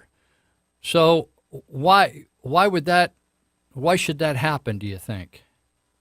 Well, some of you, there's about 5 counties we speak to, but I think, didn't Joe Lieberman run as an independent at one time? He dropped out of the Democrats weren't going to support him, so he just ran as an independent. He won, didn't he? Was that Connecticut? Joe Lieberman, a Jewish congressman, or is he a senator? I can't even remember now. Joe Lieberman.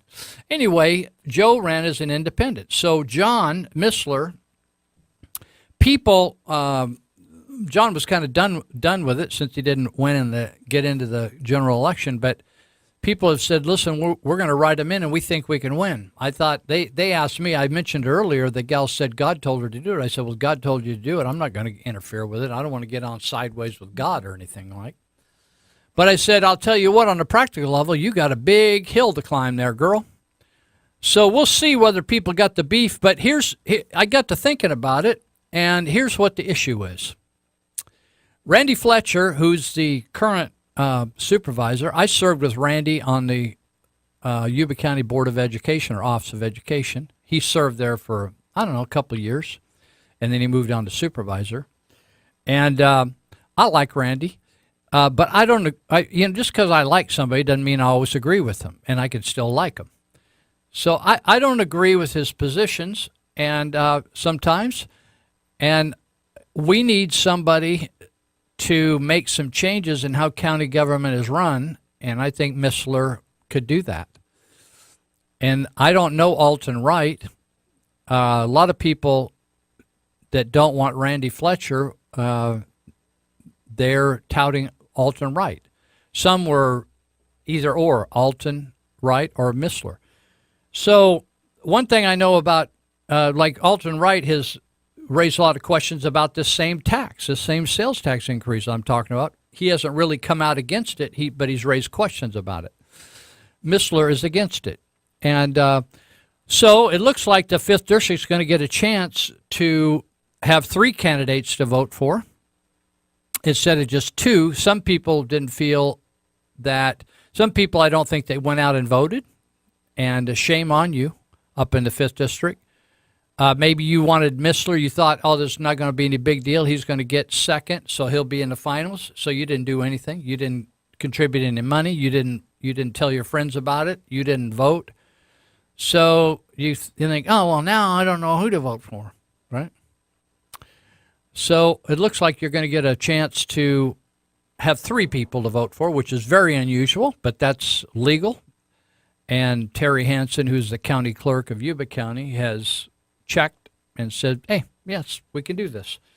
So anyway, you might be able to, if you're a 5th District person and you think, oh, well, I wanted Missler, but I didn't vote and I didn't do anything. And you know, you people up there say, oh, I'll put a sign in my yard. A sign in your yard don't do crap. You're going to have to do more than put a sign in your yard. You're going to get a guy voted into office, particularly if he's an underdog. You're going to have to go talk to all your friends and convince them that that's the person you want, and this is why.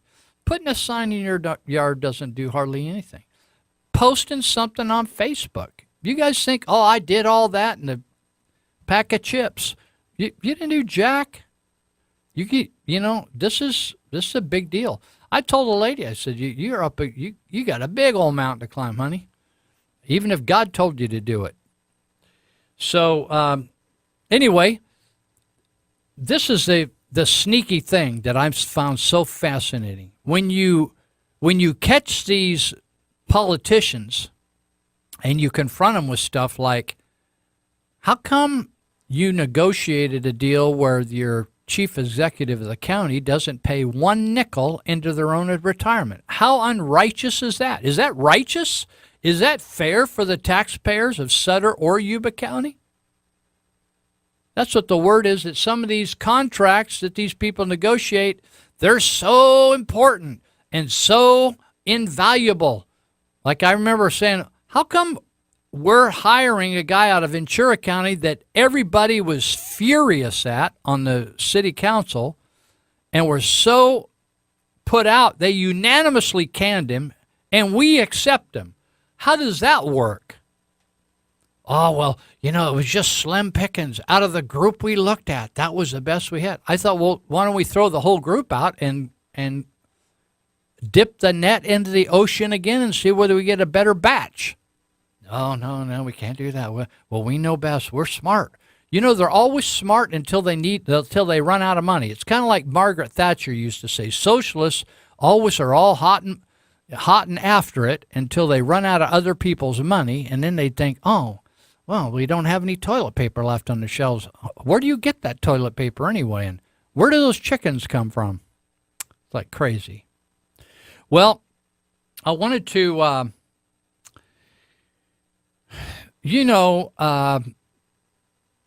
when Obama and Hillary got into the government there, working together, her Secretary of State, they kept referring to a guy named Saul Alinsky, Alinsky. And, you know, people say, oh, that's just a conspiracy theory. No, you can go read him. You can read all about him. He was a real guy. He died about 43 years ago, but his writings really guided both Hillary Clinton and Barack Obama. They liked him. They believed in him. And in fact, Hillary Clinton did her college thesis on his writings, and Obama referred to him in his books. And so Saul Alinsky died in June 12, 1972, right in here in California. He attended the University of Chicago. He was married. He wrote a book called Rules for Radicals. And it's a very small little booklet, and you could probably find it online and not even buy it. You could just probably read it right online. It's very fascinating. And you think, why are things happening the way they are? And is it, why is the country got such high unemployment under Obama, and factories are closing down, and there's high food stamps are at their highest, and education's not doing good, and all these things are happening. Well, I'm going to tell you right now, there are 8 levels of control. In other words, Saul Alinsky was trying to create a socialist state, and there are 8 levels of control, he said, that must be obtained to create such a state. And he had all these theories, but now he found somebody, Obama and the Clintons, that believed in him. So first one was health care. And so he advocated that the government get total control of health care. And if they did, then you can control the people, right? And I think a lot of you are experiencing that right now. We now have what we call Obamacare. So that's number one, all taken care of. Then we have poverty. He said increase the poverty level as high as possible, and then poor people are easier to control and will not fight back if you're providing everything for them to live. So if you provide housing, cheap housing, food, education, medical, then they're always going to support you because you control every aspect. They're waiting for you to refill their EBT card. They're waiting for all these things to come through. You take care of their entire life. Number 3, debt. Remember, Obama didn't worry about the national debt. I think it's not that I'm not saying conservatives didn't increase debt, but he tripled the national debt that from what George Bush handed over to him. So Alinsky said increase the debt to an unsustainable level. That way you are able to increase taxes. What are they trying to do in Yuba County? We now have a debt that is unsustainable called CalPERS and health debt. They kept raising the wages. They gave retroactive wages to employees way back to the 70s, starting in the 70s, and now they're unsustainable. So now what do they want to do? They want to increase taxes, and this will produce more poverty. The only people that are going to experience more poverty are the people of Yuba County, not those in power. Their wages will go up. But the people of Yuba County will have less net wages to spend to take care of themselves and their children. The fourth item, and then I think we need to take a break, is gun control. Remove the ability to defend folks and from the government. You remember the founding fathers said we want guns not for hunting purposes, not to defend against a burglar, but to defend against the government. That way, Alinsky felt you can create a police state. Now, that's what they have in Vietnam. That's what they have in China. They come into your house at will. They come and take your stuff at will. They'll pick you up. You don't get any rights. If they need your kidney, they'll take your kidney. No problem. So we got a couple more of these items to go on the Alinsky thing, and I think you'll see it all coming together in the United States. And we'll be back for the final 30 minutes in just a minute.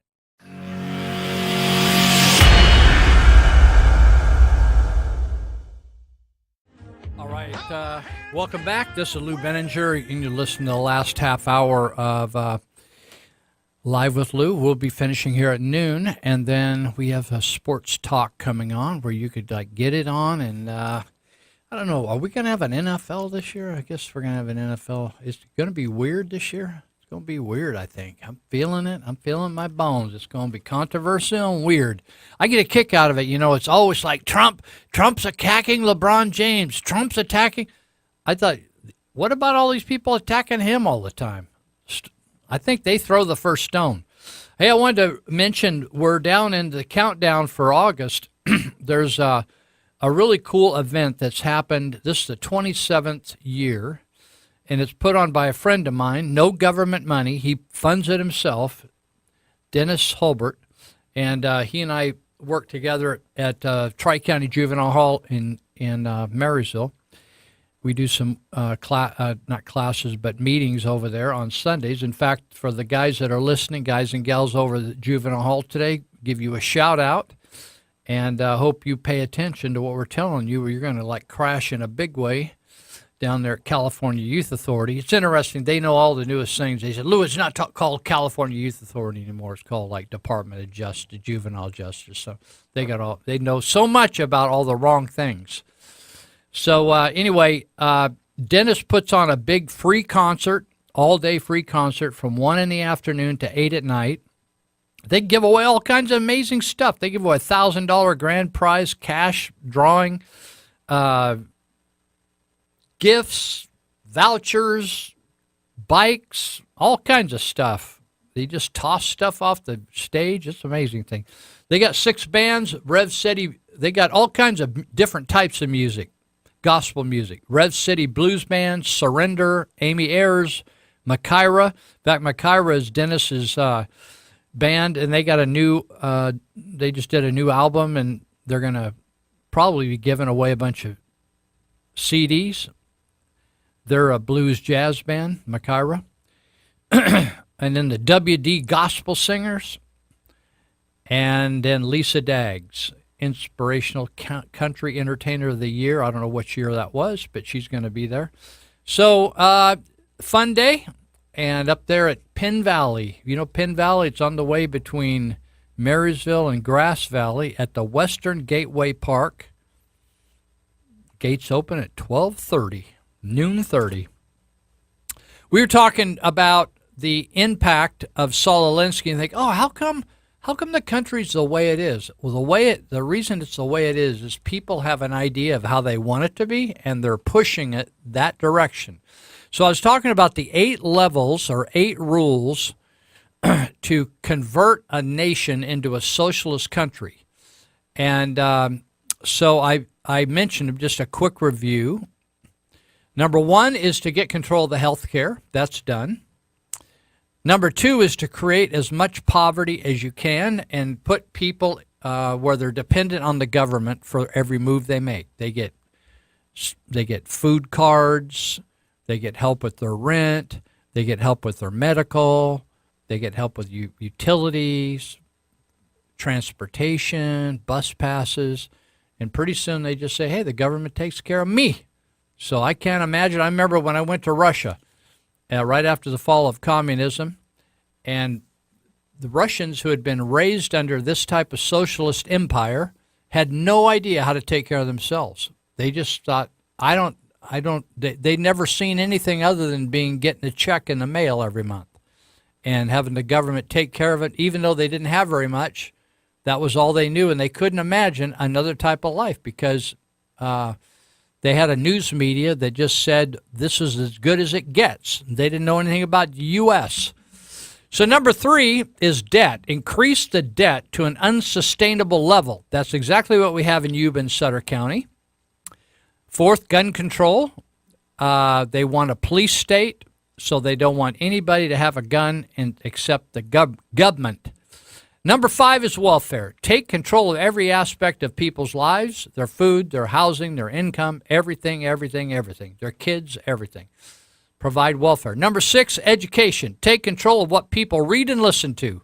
So when we hear things about the fake media, that just isn't President Trump sorting that out. That is lots of people feeling that way. And the media keeps saying that stuff that's bad is actually good.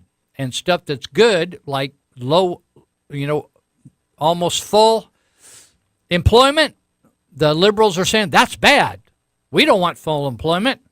People ought to just be given money. We just should give the money away, and people shouldn't have to work for it. So education, take control of what people read and listen to. You notice on Facebook and Google are censoring all kinds of stuff to be posted. Say, oh, yeah, Facebook, join Facebook, post all your cool stuff. Then they say, no, we won't, don't post that conservative stuff or stuff about the Constitution or stuff about the military. No, you can't put that on there. Take control of what children learn. That's happening. We don't teach the Constitution in school. We teach about how to be a transgender or how that homosexuality may be your gig, et cetera, right? Religion. Remove the belief in God from government and the schools.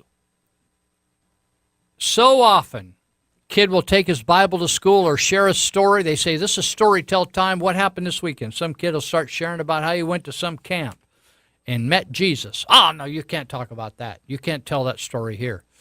So schools have become a religious or a God-free zone. Purge God out of it.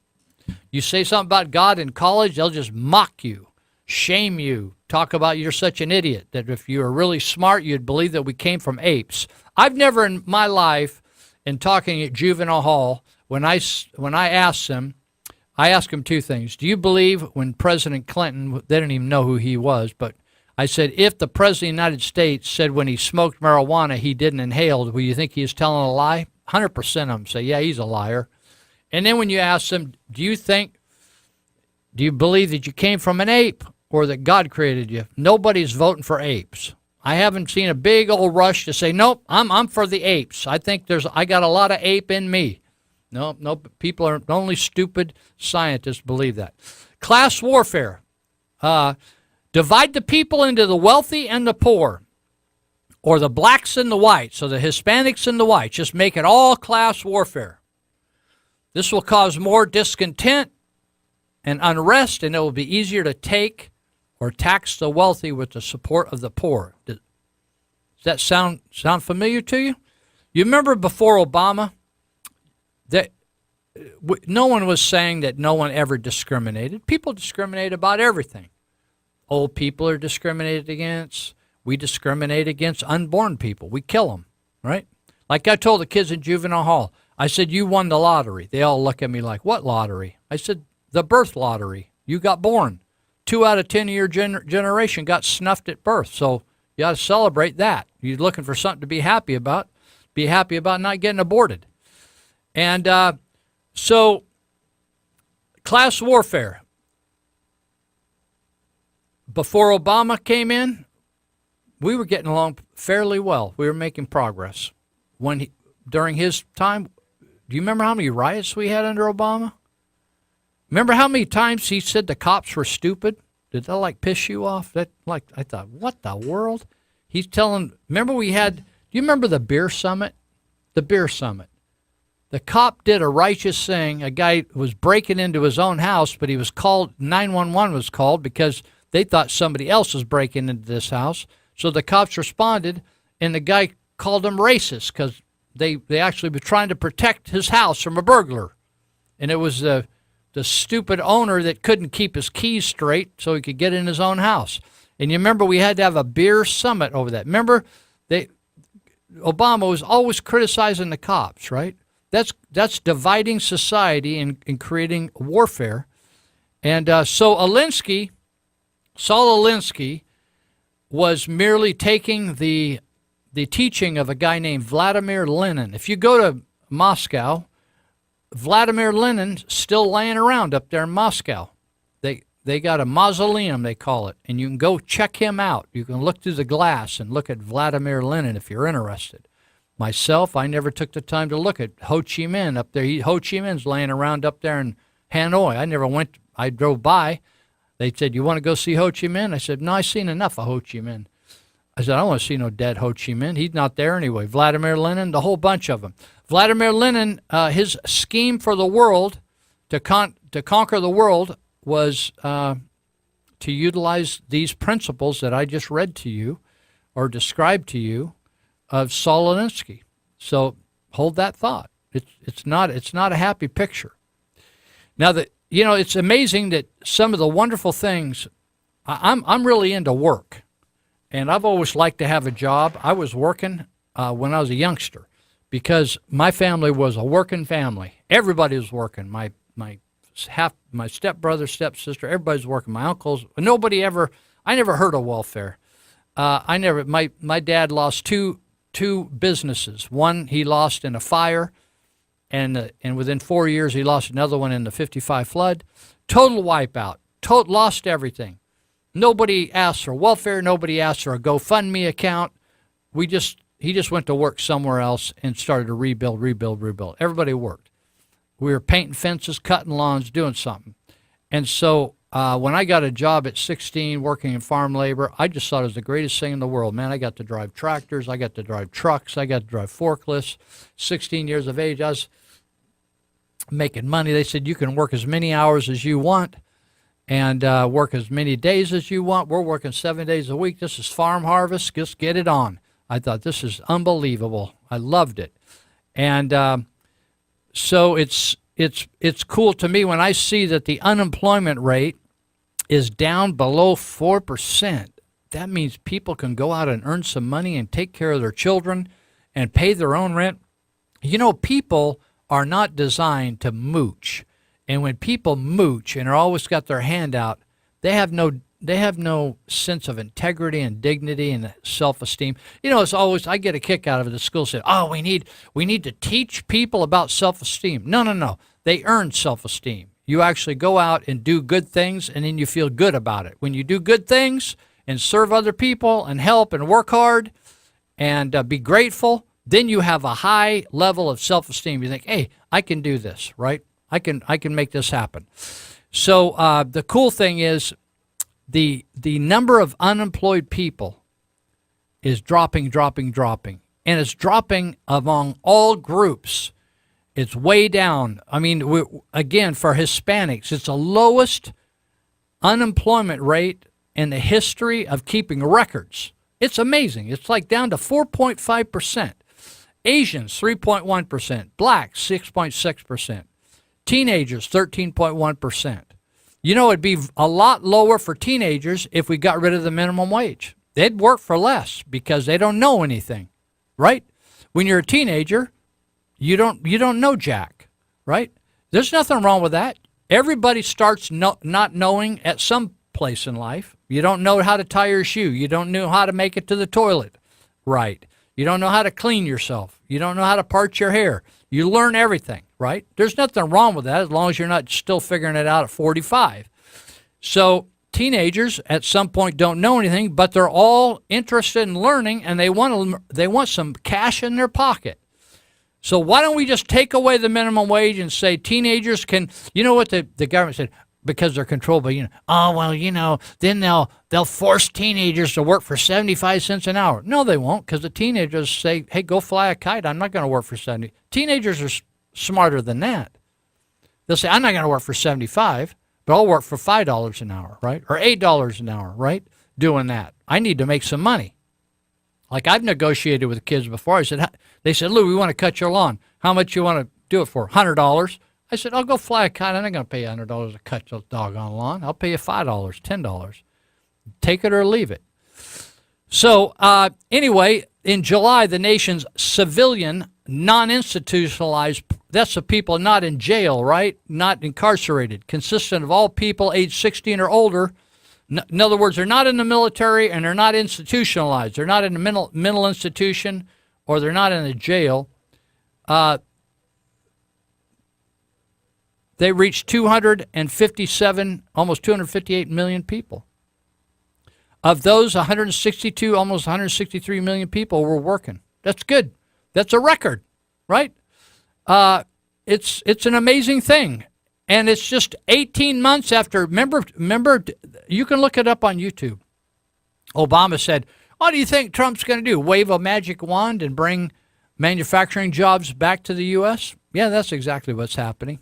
And people are going to work, and people are happy about it, and people are able to support their families. You know, I've never found a person that complained about having money in their pocket and able to buy their kid a shirt or take their kids to Disneyland or take their kids to the river or send their kids to camp or take care of whatever.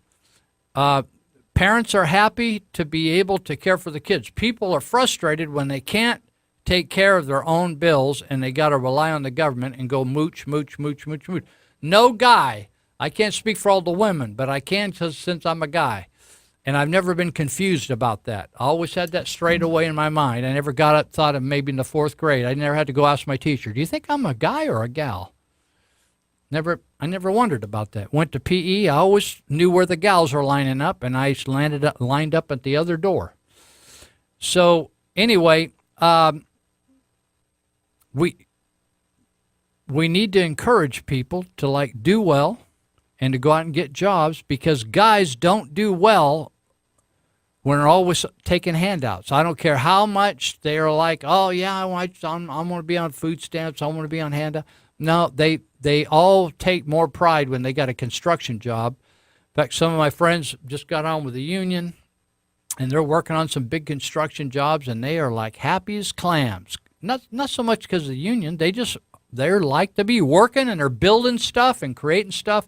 At the end of the day, they said, hey, man, like my friend, David Bird, he went to work for Loco. He calls it Local, L-O-C-A-L. I call it Loco. Loco 185. They're all crazy up there, but they're putting in shoulders where the shoulders got all worn out by the heavy rains. They're like installing new shoulders all over California. And he's just happy as a clam up there, making money, working hard, supporting his wife and all the kiddies. And he's proud of what he's doing and serving God and praising Jesus and collecting the cash from Loco 185. So, okay. So where do we go from here? Let me look. Well, there's a lot to talk about, but shoot, just life is tight. Well, here's a sad thing. 20% of college students are claiming on their entrance exam or entrance paperwork that they're disabled. Now, that's a bad sign right there. 20%. They're freaked out. They're just stressed. They're all stressed. And you know what I'm learning? Like I say, I'm a slow learner. I'm a C- operator here. I'm learning that there's a big generation in the mindset of different generations of people. There's a big difference. And, when you think of the World War II generation that went through that terrible depression, and then they had to turn right around and go fight for their lives in World War II. And then the baby boomers, at least they taught them how to work. And the baby boomers were given a lot. They were. But the baby boomers, they knew how to work. But I'm telling you, this group now, I would think once, twice, or three times before I'd hire a millennial. My goodness. They're such pussies that I don't think I could handle them around me all day. I think I'd lose my mental health. Like whining all the time, whining and asking how much they're going to get paid. And, they take a job interview and ask them when they get off in the afternoon and how much vacation time they get. And they ask, they're more interested when they're not working than when they're working. Like, I remember my dad said when I went out to take my first full-time job, he scored it for me, working out in farm labor, working with the harvesters, people picking peaches. He said, don't ask them how much they're paying you. Just go work. The best advice I ever had. Just said, go out there and work your rear off. Well, these guys are all frothing at the mouth over here. These sports guys, they're wanting to get in here and take over this thing. So I'm going to let them have it. And you're going to be happy to get me out of here. So these sports guys will be saying stuff, make you all glad and happy, probably say something good about your sports team. So we'll see you next week, Lord willing. If you see somebody this week you're not too sure about, it may be an angel and you don't even know about it. So treat them right. Buy them a burger or something. Catch you later.